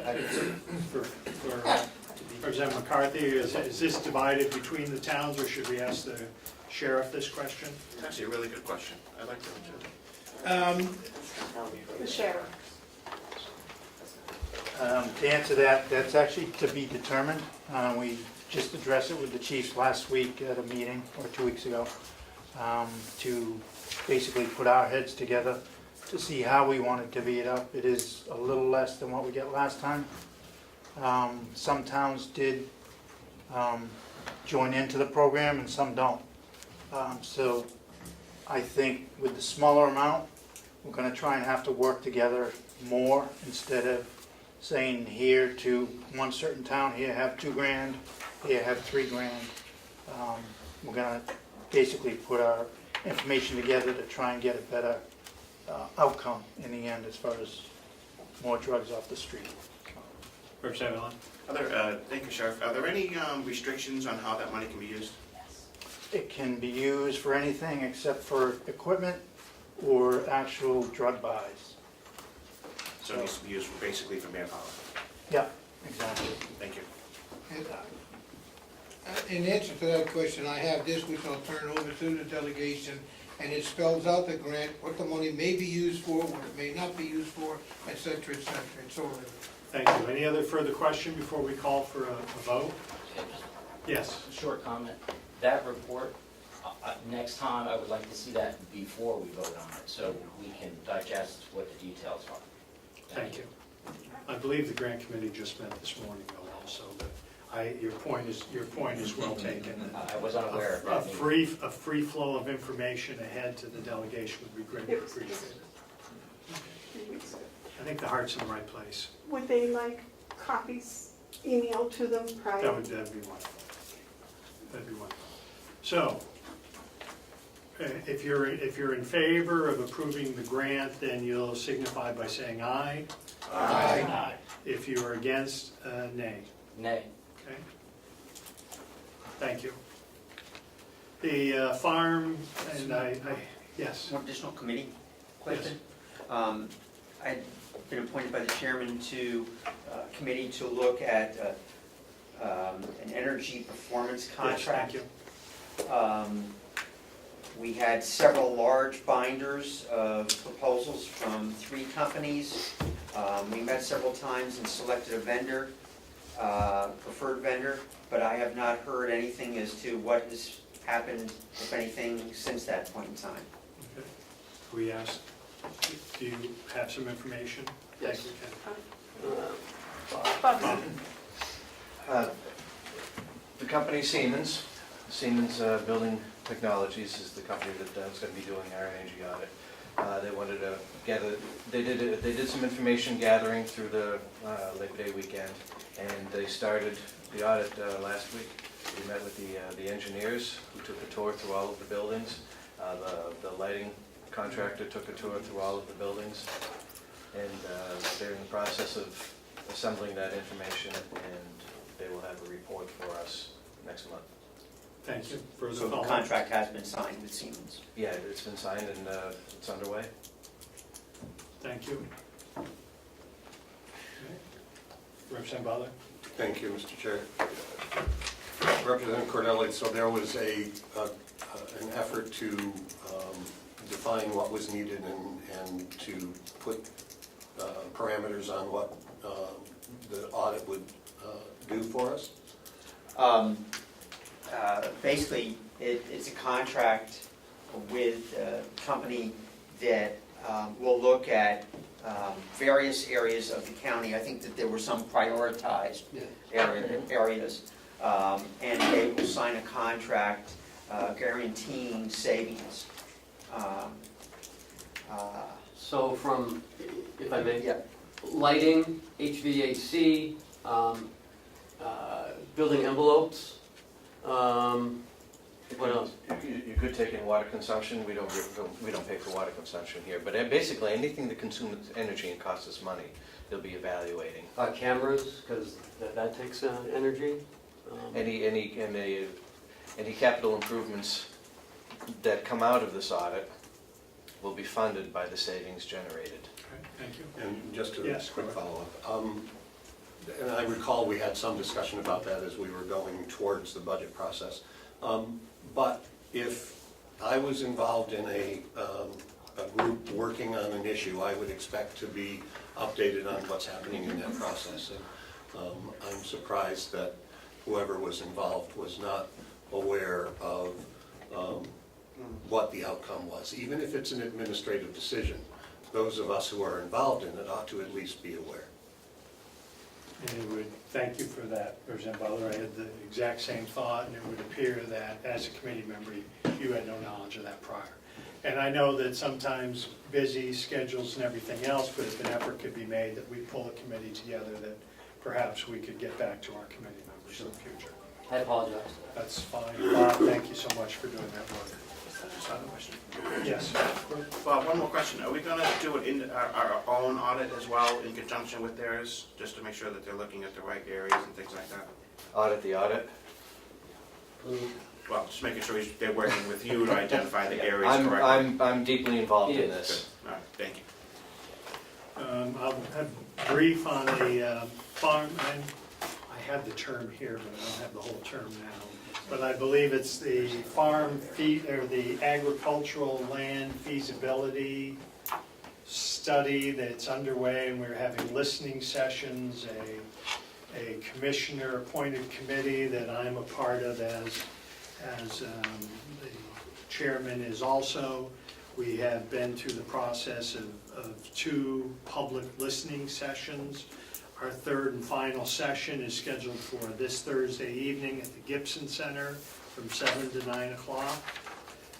If there's some up in the Conway area, I know you're a lot of interest up there, that you could perhaps tell your constituents that the process is open, it's listening, and that we're looking for residents of the county to come forward and offer ideas for what they think the county lands in total, 800, 900 acres of land, best use going forward. So we have a good group of people, and we're pleased with where we are at this time. Just a comment. Yes. The only thing I'd ask at your meetings, I guess it's at least frustrating to me, also as one who obviously for years has had a problem with the time and how it operated, but I still see it coming up at the meetings where people keep saying, well, we don't want to sell the land. Can you just, I don't know how you reinforce the fact that I don't think going around the room, I don't think any member of this or any former delegation or any commissioners I know of have ever even discussed selling the land. And I just wish that could get completely off the table so it isn't part of people's concerns, that's all. I don't know what it takes other than your committee maybe reinforcing that at the meeting so it gets in the paper or something, because it just gets frustrating sometimes to see that. I know there are lots of other options as well as should be, but that isn't one of them and shouldn't be, so. that's all. It has been expressed, the idea of the listening session is we're setting up parameters of what we're there for. It was brought up in the first meeting, and I believe at the second also, that we're here to listen to whatever it is. So if 100 people came up with that idea, we'd record it. If 100 people came up and said they weren't in favor of it. So I share your frustration on that. I think the process is working well right now. Okay. With that, I would like to turn to Representative Nelson to discuss the MVC subcommittee recommendation, $10,000 feasibility study match. If you don't mind, Mr. Chairman, I'm going to read what we agreed to. Okay. The subcommittee recommends to the delegation that $10,000 be transferred within the existing Mountain View community accounts to fund a feasibility study that would, at a minimum, review all demographic assumptions and predictions, evaluate the potential of a public-private partnership to meet that need, to evaluate the financial feasibility of targeting a payer mix that is 50% Medicaid, to evaluate the potential impact of any initiative considered on Carroll County taxpayers. The vote was 4-1. Thank you, Mr. Chairman. In favor. I'd like to have a discussion on that process and where we are right now. And I certainly appreciate that the subcommittee was willing to take that charge on, and thank you for spending that time. My problem with the process is that it's a large budget item, it's $10,000. And I don't have familiarity of, out of a budget process, that we have appropriated that in even more money, unless it's been an emergency situation, a boiler was down or something else that demanded our attention. So I know the issue, or I feel the issue is important. I'm a little concerned that we're a bit of rush to judgment to find that funding right now. I believe that the only outcome, in my opinion, that we're going to find is that yes, this is a very necessary item to do, and how it's going to be handled. I'm glad to see that the subcommittee had entertained the private-public partnership. I'm glad the subcommittee, and what I read, talked about a mix of government funding, Medicare, Medicaid versus private pay, and not being a burden on, and I think those are all things, wonderful, wonderful things. I like the work that Administrator Chandler's doing on this as opposed to the others, but I have an issue of bringing this item forward now for $10,000 worth of funding out of a budget cycle, and when our budget cycle is starting very soon, and the good work that Commissioner Hounsel and Mr. Cleveland and others, advocates that are very much involved in, I do not believe we're hamstringed, but I believe, my understanding is that we are going to remove $10,000 worth of funding from the nursing home's present budget to fund this. And I can't say enough how far we have come with the nursing home, how we were at $2 million upside down and more at times, and how we are in a good cycle right now, and that service income and so forth is coming in, and we're having a burst of income. But I, for one, do not want to see us grabbing money out of an account now, that if this would allow us more time to discuss this, and then it would be a budget item as we did with the performance audit and other items. So I, for one, am not ready to bring this forward for a vote. I would move we table the motion. Motion's been made to table, seconded by, Well, I don't care. So someone else, I will. I did, but I don't care who wants to do it. okay? So with that, we have a motion to table, and I'll tell you that this will be brought forward as a budget item. But the motion is to table, it has been seconded. If you're in, could we have discussion? No discussion. That's right, you're absolutely right. Good point. So with that, I'm going to call for a roll. And we'll try, if you're in favor of the motion to table, you'll signify by saying aye. If you're opposed? If you're opposed. Wait a minute. Excuse me, let me This is a back little up. confusing. Can you start over? I'm not sure. If you are in favor of tabling, then you will signify by saying aye. And so a raise of hands to start if you're in favor of the table motion.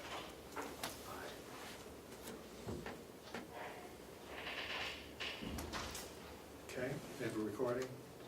And if you are opposed, the motion to table carries. Thank you.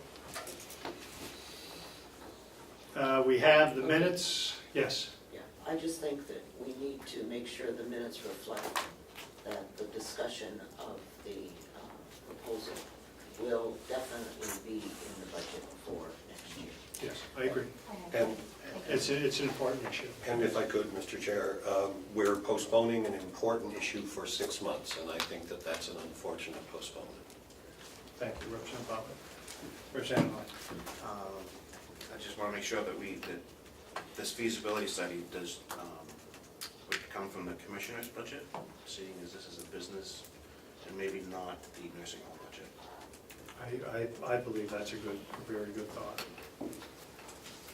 Representative. Thank you, Mr. Chairman. I'd like to see the commissioners put an advertisement out to lease the old nursing home to a private entity for the business of home for the aged or however you want to word it. Thank you, Representative.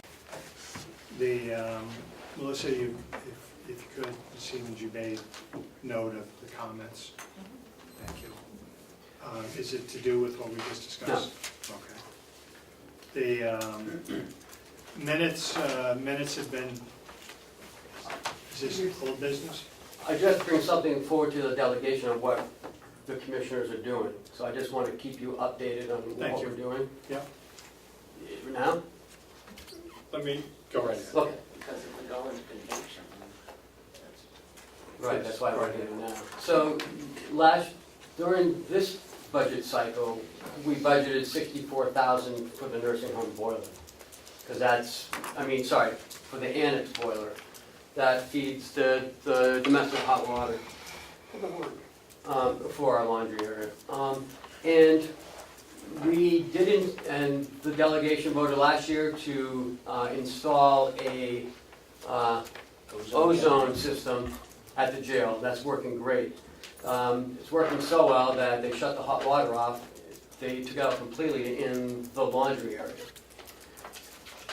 We want to propose which, in the annex, not replacing the $64,000 boiler, to install a ozone in the laundry and install a small hot water heater for washing hands, saving approximately $45,000 to that budget. Representative Umberger? I think that that's a decision that the commissioners should make.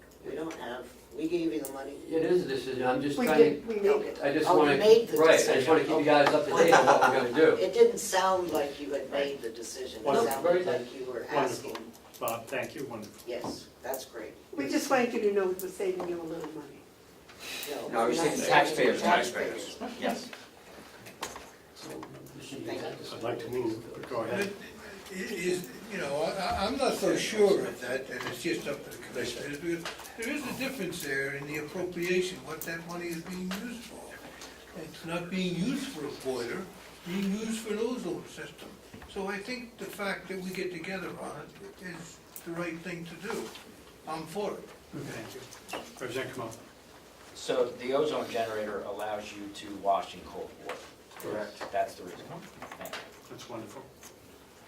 Representative Edelman. And does the ozone meet the necessary requirements for nursing homes? Yes. Yes. Thank you. Okay. Thank you. Do you have any other updates before we move on to approval of minutes? I think that's it. Okay. Thank you, Bob. Thank you. No, Yes. So, please. Oh, yeah. Once there's a second, I'm sorry. Yes. No, I had a couple of amendments. Yes, we're going to discuss that next. So, we, Second. okay, so we've moved the minutes seconded now for amendments, so forth, please. On page 204, under the heading Finance Department and Human Resources, bullet point 7, would like to add Representative Cordelli suggested it would be wise for a member of the executive committee to be present at the Department of Labor hearing. That was an omission. Yes. And we're changing that, okay? Thank you. You Representative want to Knirk. vote on that one, or you going to wait till now? Handle them all at one time? Whatever you want. Yep. Mine were just a couple of little typos. Sure. On page 3, about the 7th line from the bottom, it states, immediately following that form, period. The county commissioners, I think has to be a comma. Okay. And then in the first line of the 4th page, I do not imply that there may be some future opposition. I thought that was supposed to be implying. Thank you. So I mean, they're minor typos. Thank you. I could have used you in high school next time. How about editing my book? You must be retired. So with that, we've had omissions and corrections. Everyone in favor of the minutes as amended? Aye. Aye. Any opposed? The minutes are approved from August 2017. We have a motion to go into... So moved. Second. If I could ask Madam Secretary to list the items, or Ed, would you like to list the items?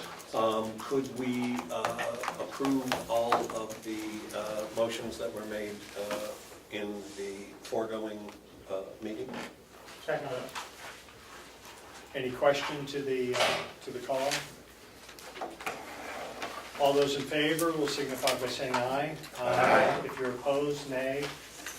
Okay, motion carries. Any other further business while we're in convention?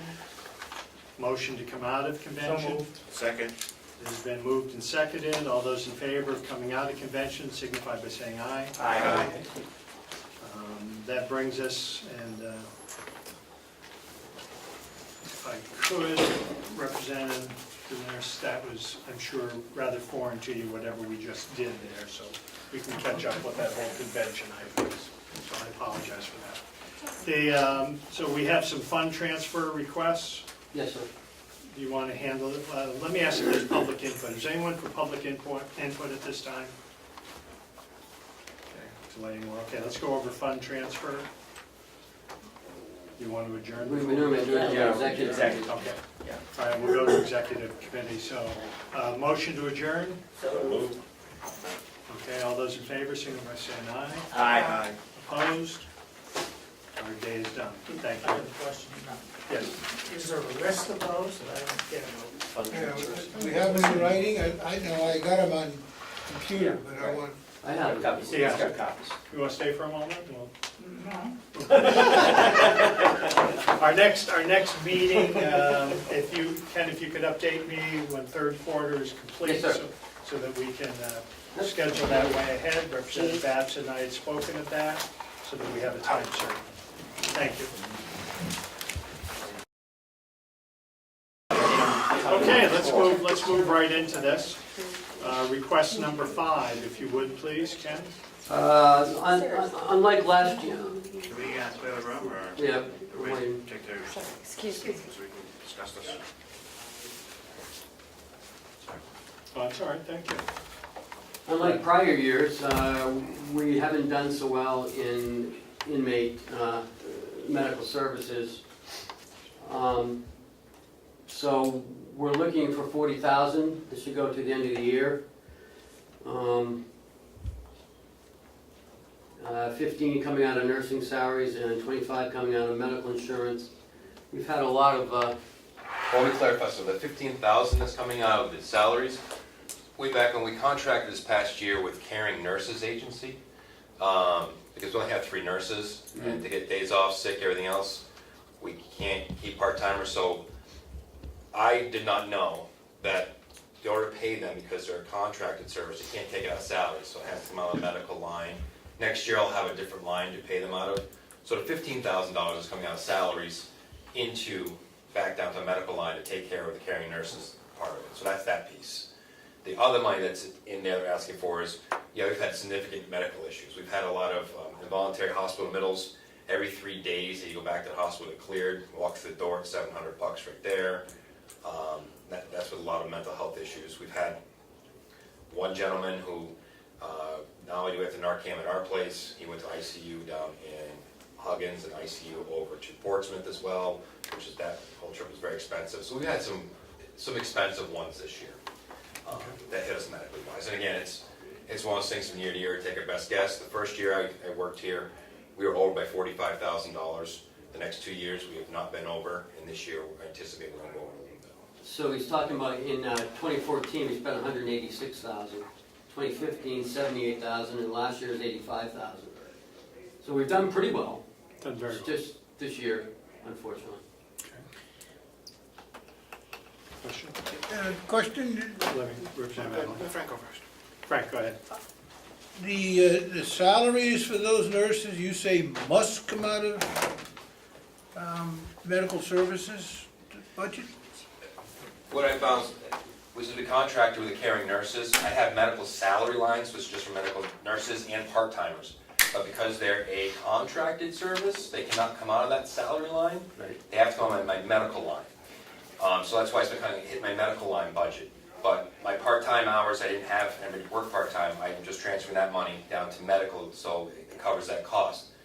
It's being paid the same, you just can't pay it out of the salary line for however the state does their money for auditing purposes. When the finance office was going that way, said I needed to change it. And then next year I'll put a separate line in for the caring nurses to flush this out. You know what that line will be? I think whatever the nursing home is, how we call it for nursing homes. It's 008, and it's gonna go into, it'll probably be 029, other fees and services. That would put it out of. Which is agency. Yeah, agency. Okay, so in my 029 line, you'll see a bump up in which other fees and services. So then, in that case, that line itself would probably go up by guesstimating whatever this past year is $15,000 to $20,000. So I put it over to there and reduce a little bit up another spot. Representative Cordelli. Thank you. Does the nursing home use a contract agency? Yes.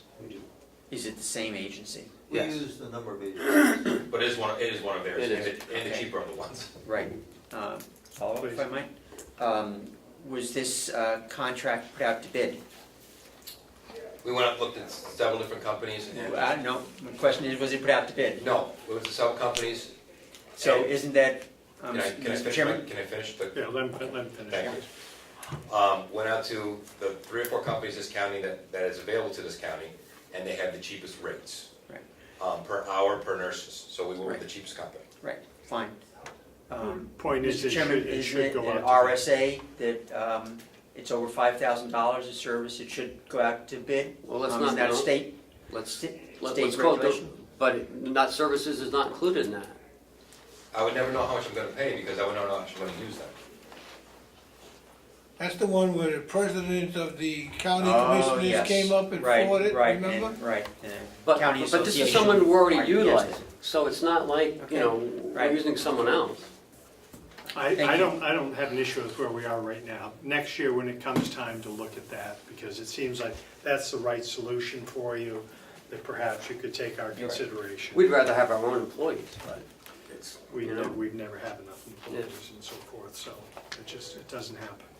Okay, Representative Evelyn?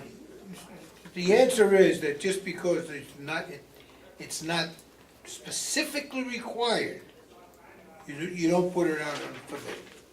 But Frank, we're already using these people in the nursing home, so it's not like we're, you know, I think Howie might have gone out to bid. He didn't go out. Well, we don't have that kind of contract. Our contract is for the 8 hours for tonight. We're not making an obligation going into the future. Correct. So we don't know, and our hope is that it's just gonna be for the 8 hours tonight and not tomorrow or the next day. So we're not contracting out staff for an indefinite period. Okay. Representative Evelyn? Ken, is there any grants or other funding or other streams that would help us with these medical services? No, the only thing that does help us with medical services is the expanded Medicaid, Medicare. If anybody's admitted to the hospital, we do submit for the DHHS to get reimbursed, and we have, if we didn't have that, it would be coming to a significant amount of more money. If they weren't, we've gotten some reimbursements out of that. That has been a help. It's been helped a lot of the jails. If that goes away, increase these costs to another $50,000 for the medical line budget. If that goes away. I would like to move approval of this transfer request. Representative Butler moves, it's seconded by Me. Representative Lee. All those in favor, is there discussion? All those in favor signify by saying aye. Aye. If you're opposed, nay. Passes. That's the original.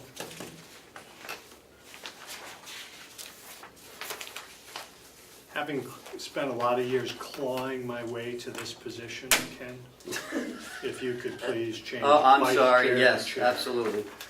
That's an oversight. You Can I just get rid of You the should spice? look at his fingernails, they're really... I'd like to make a comment Yes. too, you know, you asked questions, I was all for this in the very beginning to move it, I knew it had to be done. But I'm questioning the procedures to get there, you know what I mean? I fully understand. Absolutely.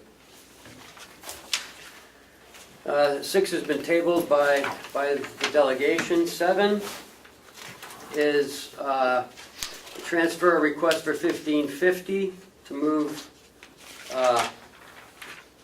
it to vehicle expense. We ran into some issues with the older Ford plow truck. It blew out the VCS module, and also we had it towed to 2 different places. We ended up having to go back to the Ford, McDonald Ford up in Conway, because it's a Ford vehicle. What are you trying to say? I'm trying to say Fords on a good car, on a good truck, but it is getting older, and How old is this vehicle? 2010. We call that new in my house. Yeah, exactly. That's old. Yeah, we don't call it old here. New 10? here. 2010. 10. So it'll be 8 years old. Okay. And the cost was, I believe, $1,700 to fix. And then 2 weeks later, it had another issue that we had to bring up to McDonald's again. But luckily, it would have cost us $2,000, but it was under warranty from the first time, so it ended up costing $118. So we're looking to move 1550 to the end of the year, hopefully, on this vehicle. Do you have any, if I could, do you have any reason why septic removal, year-to-date 6-7, what the projection is? I remember that this was an important item and that was the amount. Right, we have another, we have another pumping. Remember, this just goes up to the second quarter. Okay. We have another pumping, I know, for $6,700, and maybe another pumping on top of that, but not $6,700.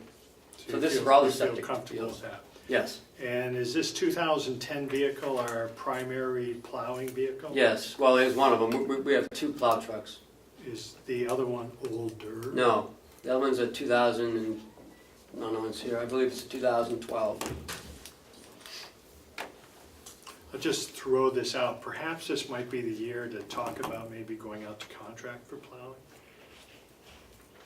Well, actually, I think we've been talking about that for years. Well, we have, but I just, if 2010 is considered older, I just purchased a 2000 truck for that purpose, so, Really?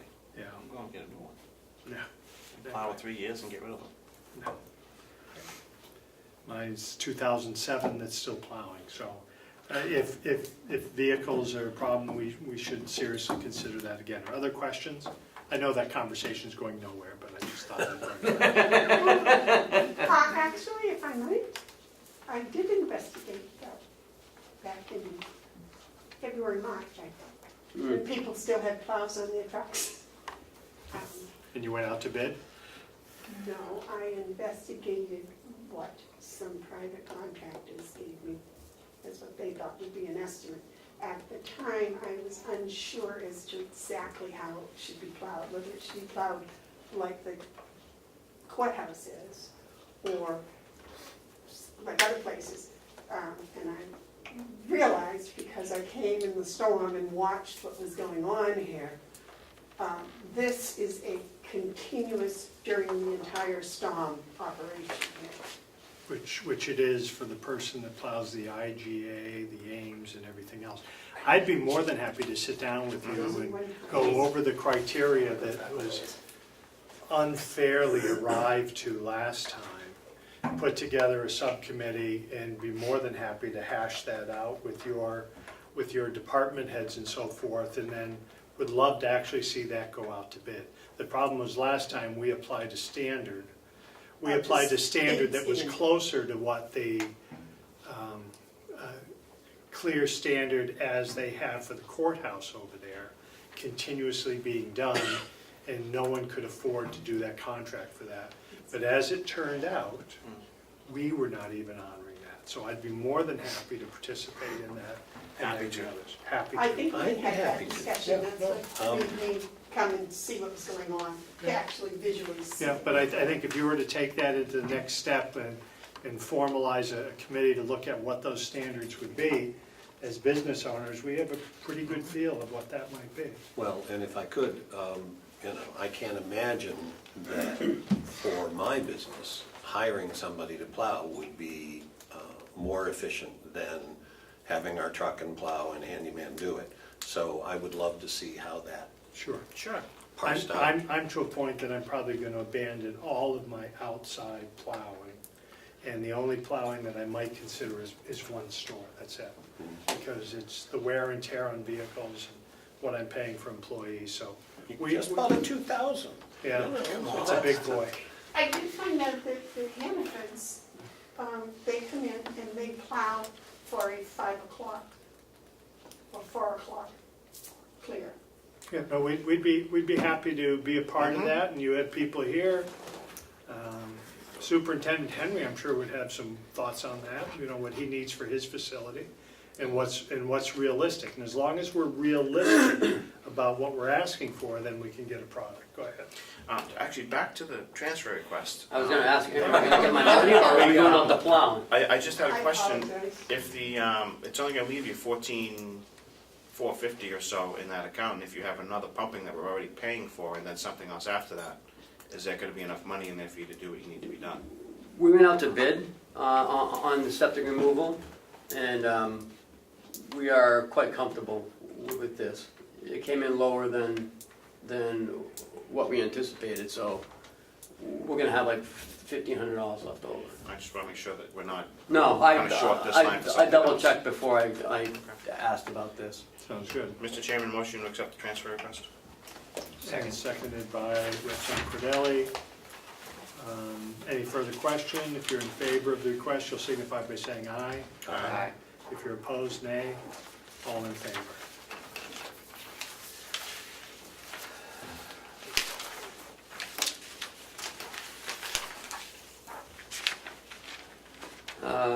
Next is number 8, and I'm gonna let Howie address this one.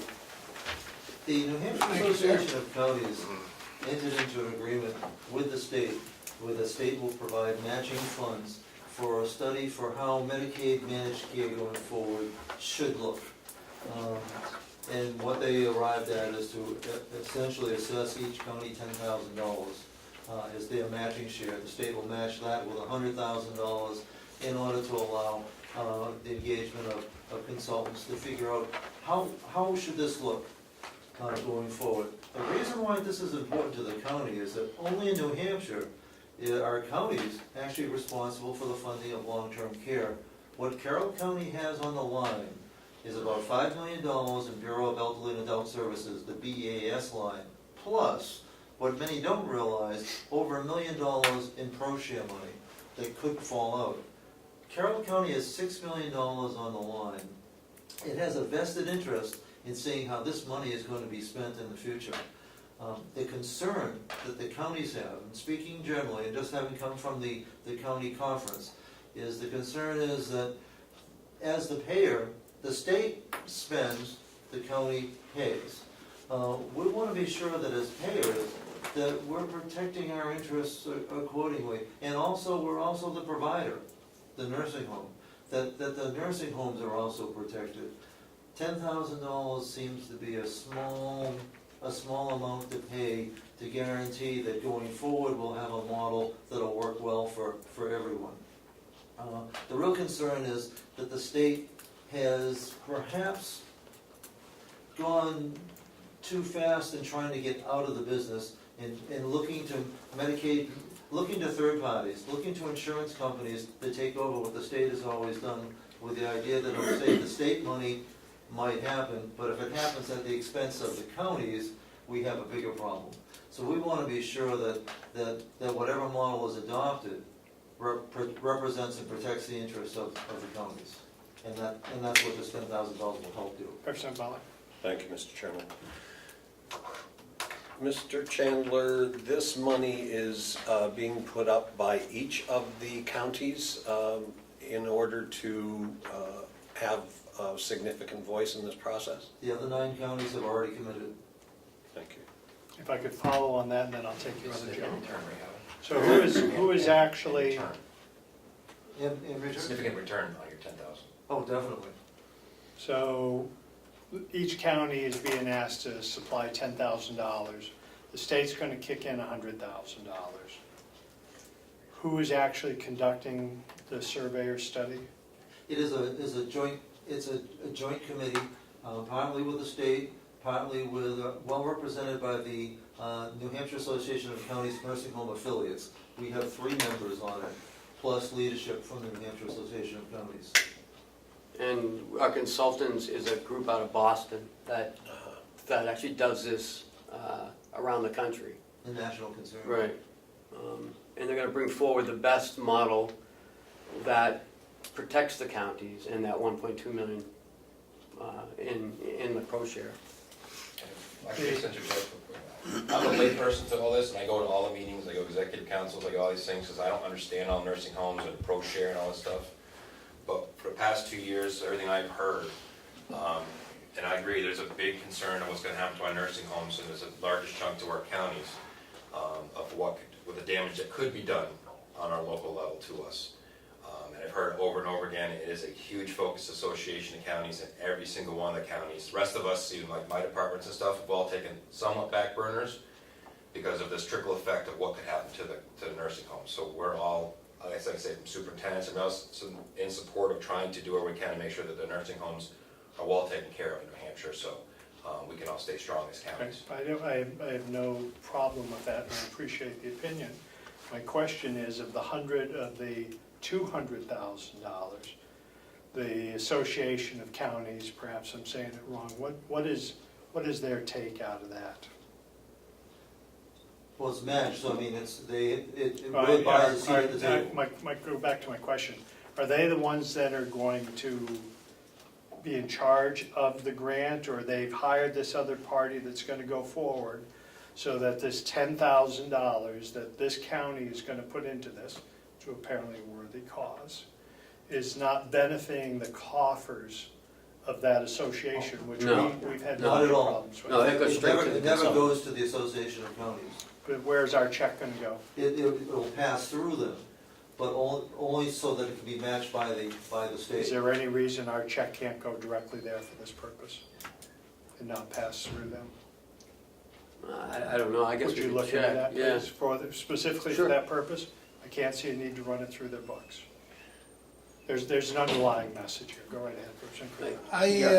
Are we, me, Go right ahead, Frank. are we talking about the Association of County Commissioners? Or are we talking about some other unknown association of counties? Well, the Association of Counties includes the commissioners, it also includes, It only has one name. correct, Right. And what is it? New Hampshire Association of Counties.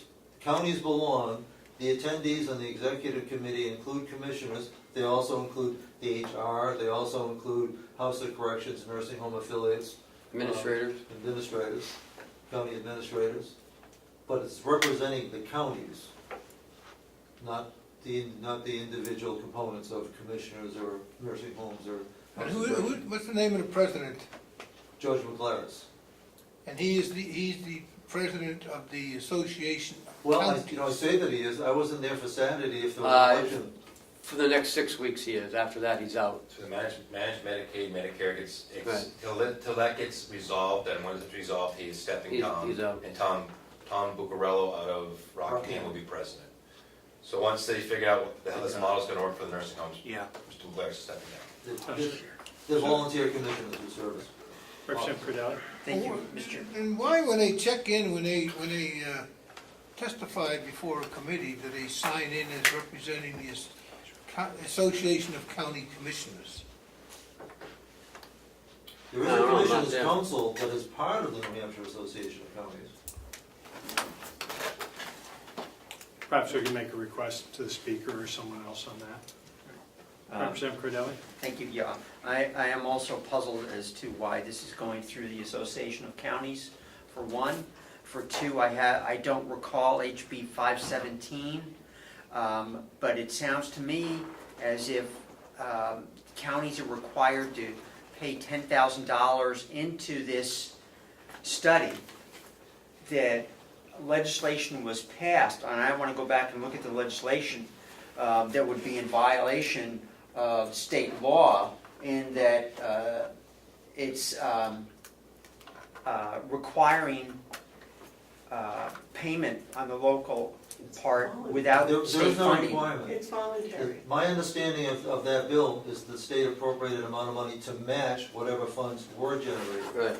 If only 5 counties did it, the state would only match $50,000. $50,000. So they're not, there is no, the state is not imposing this, it's giving an opportunity. I still have, I would like to go back and take a look at the language of that contract, because it certainly appears to be a 28A violation to me of the of the state constitution. Something tells me that 9 other counties also have ability to read language in bills as well. I hope so. I will say that the Association of Counties was on the forefront of this, and I was a part of a meeting at the State House addressing the issue and trying to get consensus and so forth, but that I was not aware out of that meeting that it was probably early stages, that there was going to be a financial requirement. And we can either table where we are, or we could move forward. If we will wait for Representative Avellone to come back in. But if we do, I can't see a reason that the money has to pass through the association. Representative Comeau. I'm not on this committee, but how much money does the county pay in membership fees or dues to the New Hampshire Association of Counties? And couldn't that money come out of that? No, this is something separate. I mean, if we don't do this, it's gonna be dictated to us. And I don't know if anyone wants that, because some health insurance is gonna say, they can't, you gotta do this, and you gotta pay us this much money. And there's gonna be overhead on top of that. I mean, it's gonna cost the counties a lot of money, and the taxpayers are gonna have to pay it. It's just like BAS, same exact thing. And I don't want that to happen. What's the amount that we pay in membership dues? I don't know, $5,000, something. All right, so I think I brought Representative up clearly, I think close to where we are. Commissioner. The commissioners didn't vote in favor of this. One of my reasons for voting in favor of this is that there's a possibility that the counties will have more say in the money, how it goes. As it is now, BEAS gets a chunk. And, it took me 6 weeks, I think, to just find out what they did with that money. And many people had told me that they had spent years trying to find out. But this would give us more of a say as to where it goes. And I think it might keep more money in the counties if that particular part of the study is approved. Even if we went in the tri-county group, I think it would just, on the surface, would save money for the county over what we're doing now. And everyone seems to be of the opinion if it goes to an insurance company, it's going to cost more. And if I'm wrong, what I've been hearing before too is, if the state doesn't match its money back, we still get our money back anyways, right? There's no loss to us if this all fell through? No, but it's happening. The state is mandating by 2019 to be in some sort of a managed Medicaid.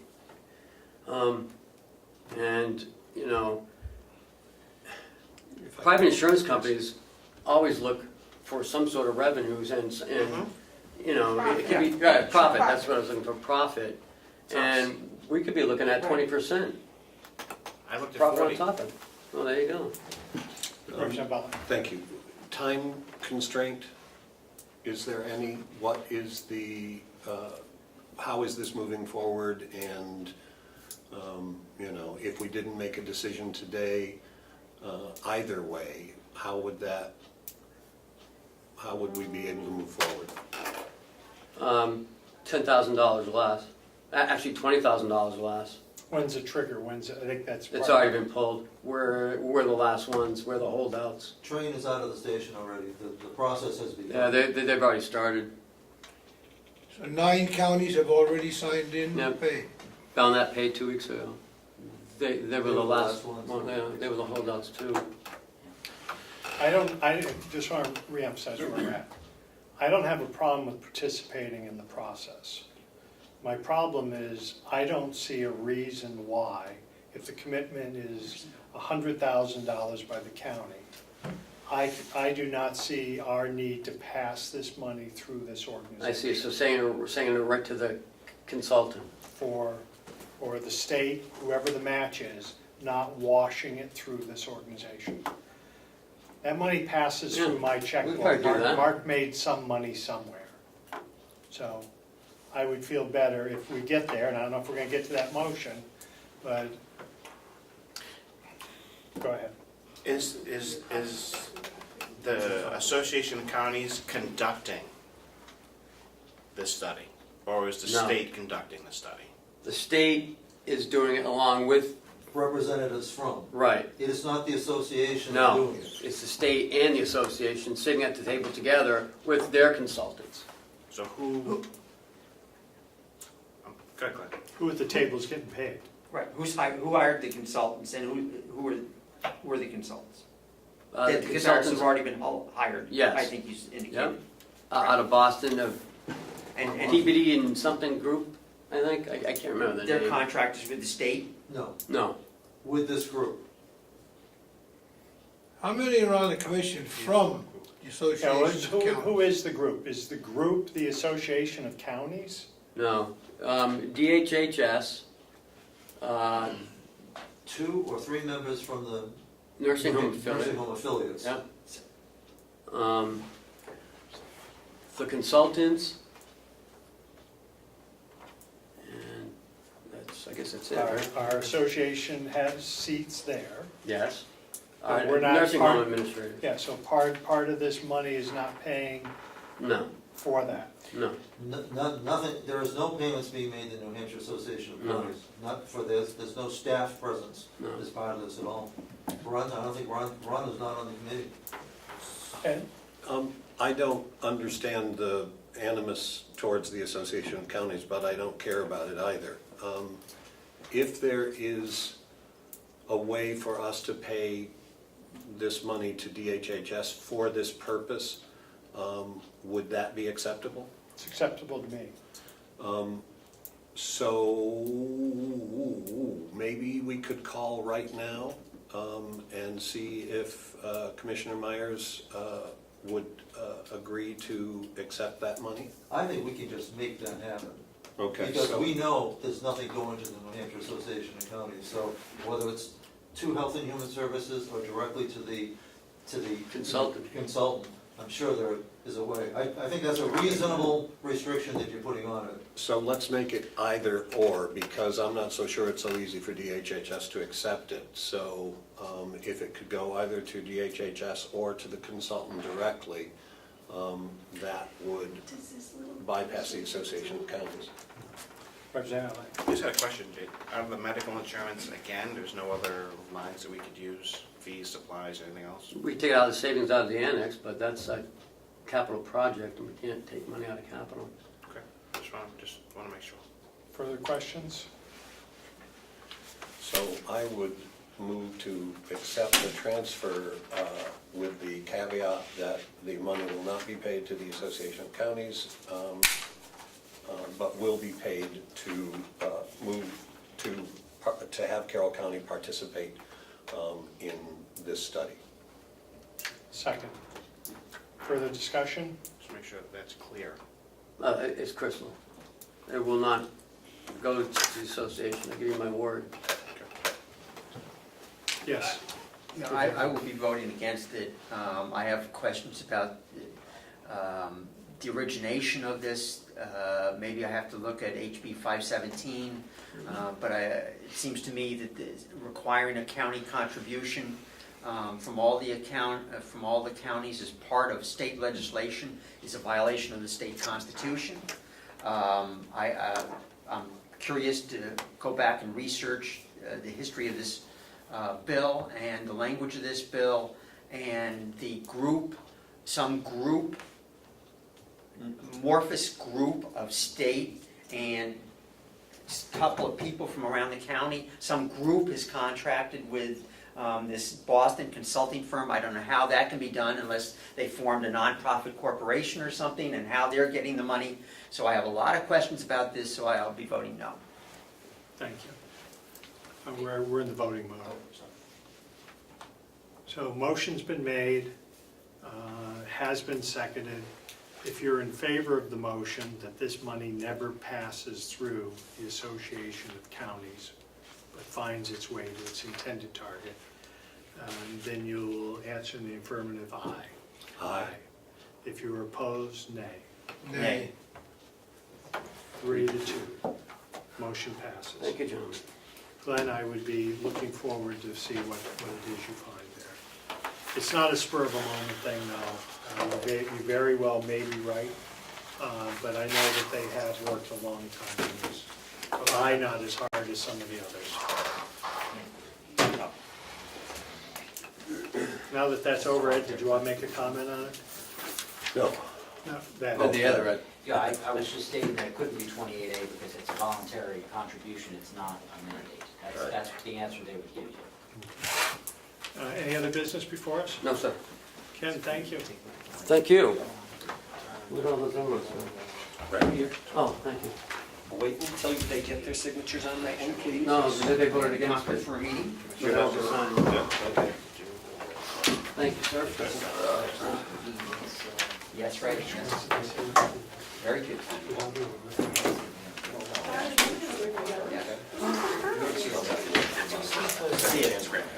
No.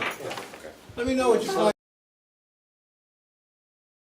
Have we gotten through most of that or all of that? Or if not, if you could let me know in the very near future. Okay. I think we made great strides. Yeah, great. Motion to adjourn. I just had a procedural question. Yes. That needs answered. Now, we usually go into convention to solidify what we've done in the meeting. Yeah. What happens when we have these separate meetings? Do we have to somewhere in the law state that we went into convention and solidify what we've done here, or? It's not convention. I have never seen that happen, but it's worth exploration. As a matter of fact, I'm going to charge my clerk to find that out. Oh, wow. That's great. You were so quick there, Ed, I thought that was perfect. Talking about Counties, the clerk, not county if the delegation has a subcommittee meeting, who has the duty to make sure that that delegation subcommittee meeting is posted Ed, could you find properly? Just gotta make sure, because I think there's confusion about. I think it is precedence and not defined. And precedence here has been that the chair of the subcommittees do or figure out how to get it posted. But I will clarify that. Okay, well, I'm just saying we should follow a consistent process, because I believe the meeting this morning wasn't posted, at least on the website. Okay. Right. I'm going to ask, because I'm a little unclear on some of those items, I'm going to ask our clerk and our secretary, and maybe to be followed through with Ken, so that we all have the same procedure, monthly notices and all that, so. Thank you. I know by law it goes through the clerk, who always calls the meetings. It says in the RSA, but. We're going to talk about it to make sure we're straight, because Yeah. the problem may rest in me, and I don't know. And I could be arrested someplace. But I'm taking my clerk with me, I can tell you, I'm not going alone. Meeting this morning was a commissioners meeting. And it was an ad hoc thing because the meeting was supposed to go this afternoon after this meeting. And I got an email a couple of days ago that said, well, we can't, we want to get it done right away because the not only has the grant already been applied for, I believe it said it was already approved, so we need delegation approval right away. So we had that meeting this morning. Now, whether it was pronounced, whether it was put out, announced, I don't know. So that's what I It was posted downstairs, and I think it was probably 2 weeks ago, whenever I asked you what the date of the time of the meeting was. So I think that was probably 2 or 3 weeks ago. 2 or 3 weeks ago, what? That you were notified that it had been changed from lunch to. It might have been last week. That's what I'm saying, let me get together with Ed and Melissa and pass by with Ken and make sure that we all understand Policy, procedure. policy, when it's posted, who does it. And that's why it would be good if we did actually have a delegation handbook, because that process would be. I've asked you I've been trying to get that for 6 years. Is it possible to have a 6-month calendar or something? That would have these, because I know this spring when we did the budget committee meetings, subcommittees, I was getting notified 2 or 3 days before they happened. And sometimes I wasn't even getting notified then, but I discussed this with Commissioner Babson, and to answer, that's the way I roll. But I did say that we were going to look forward to our third quarter and for the rest of my time to make those announcements well in advance. That's my rookie mistake.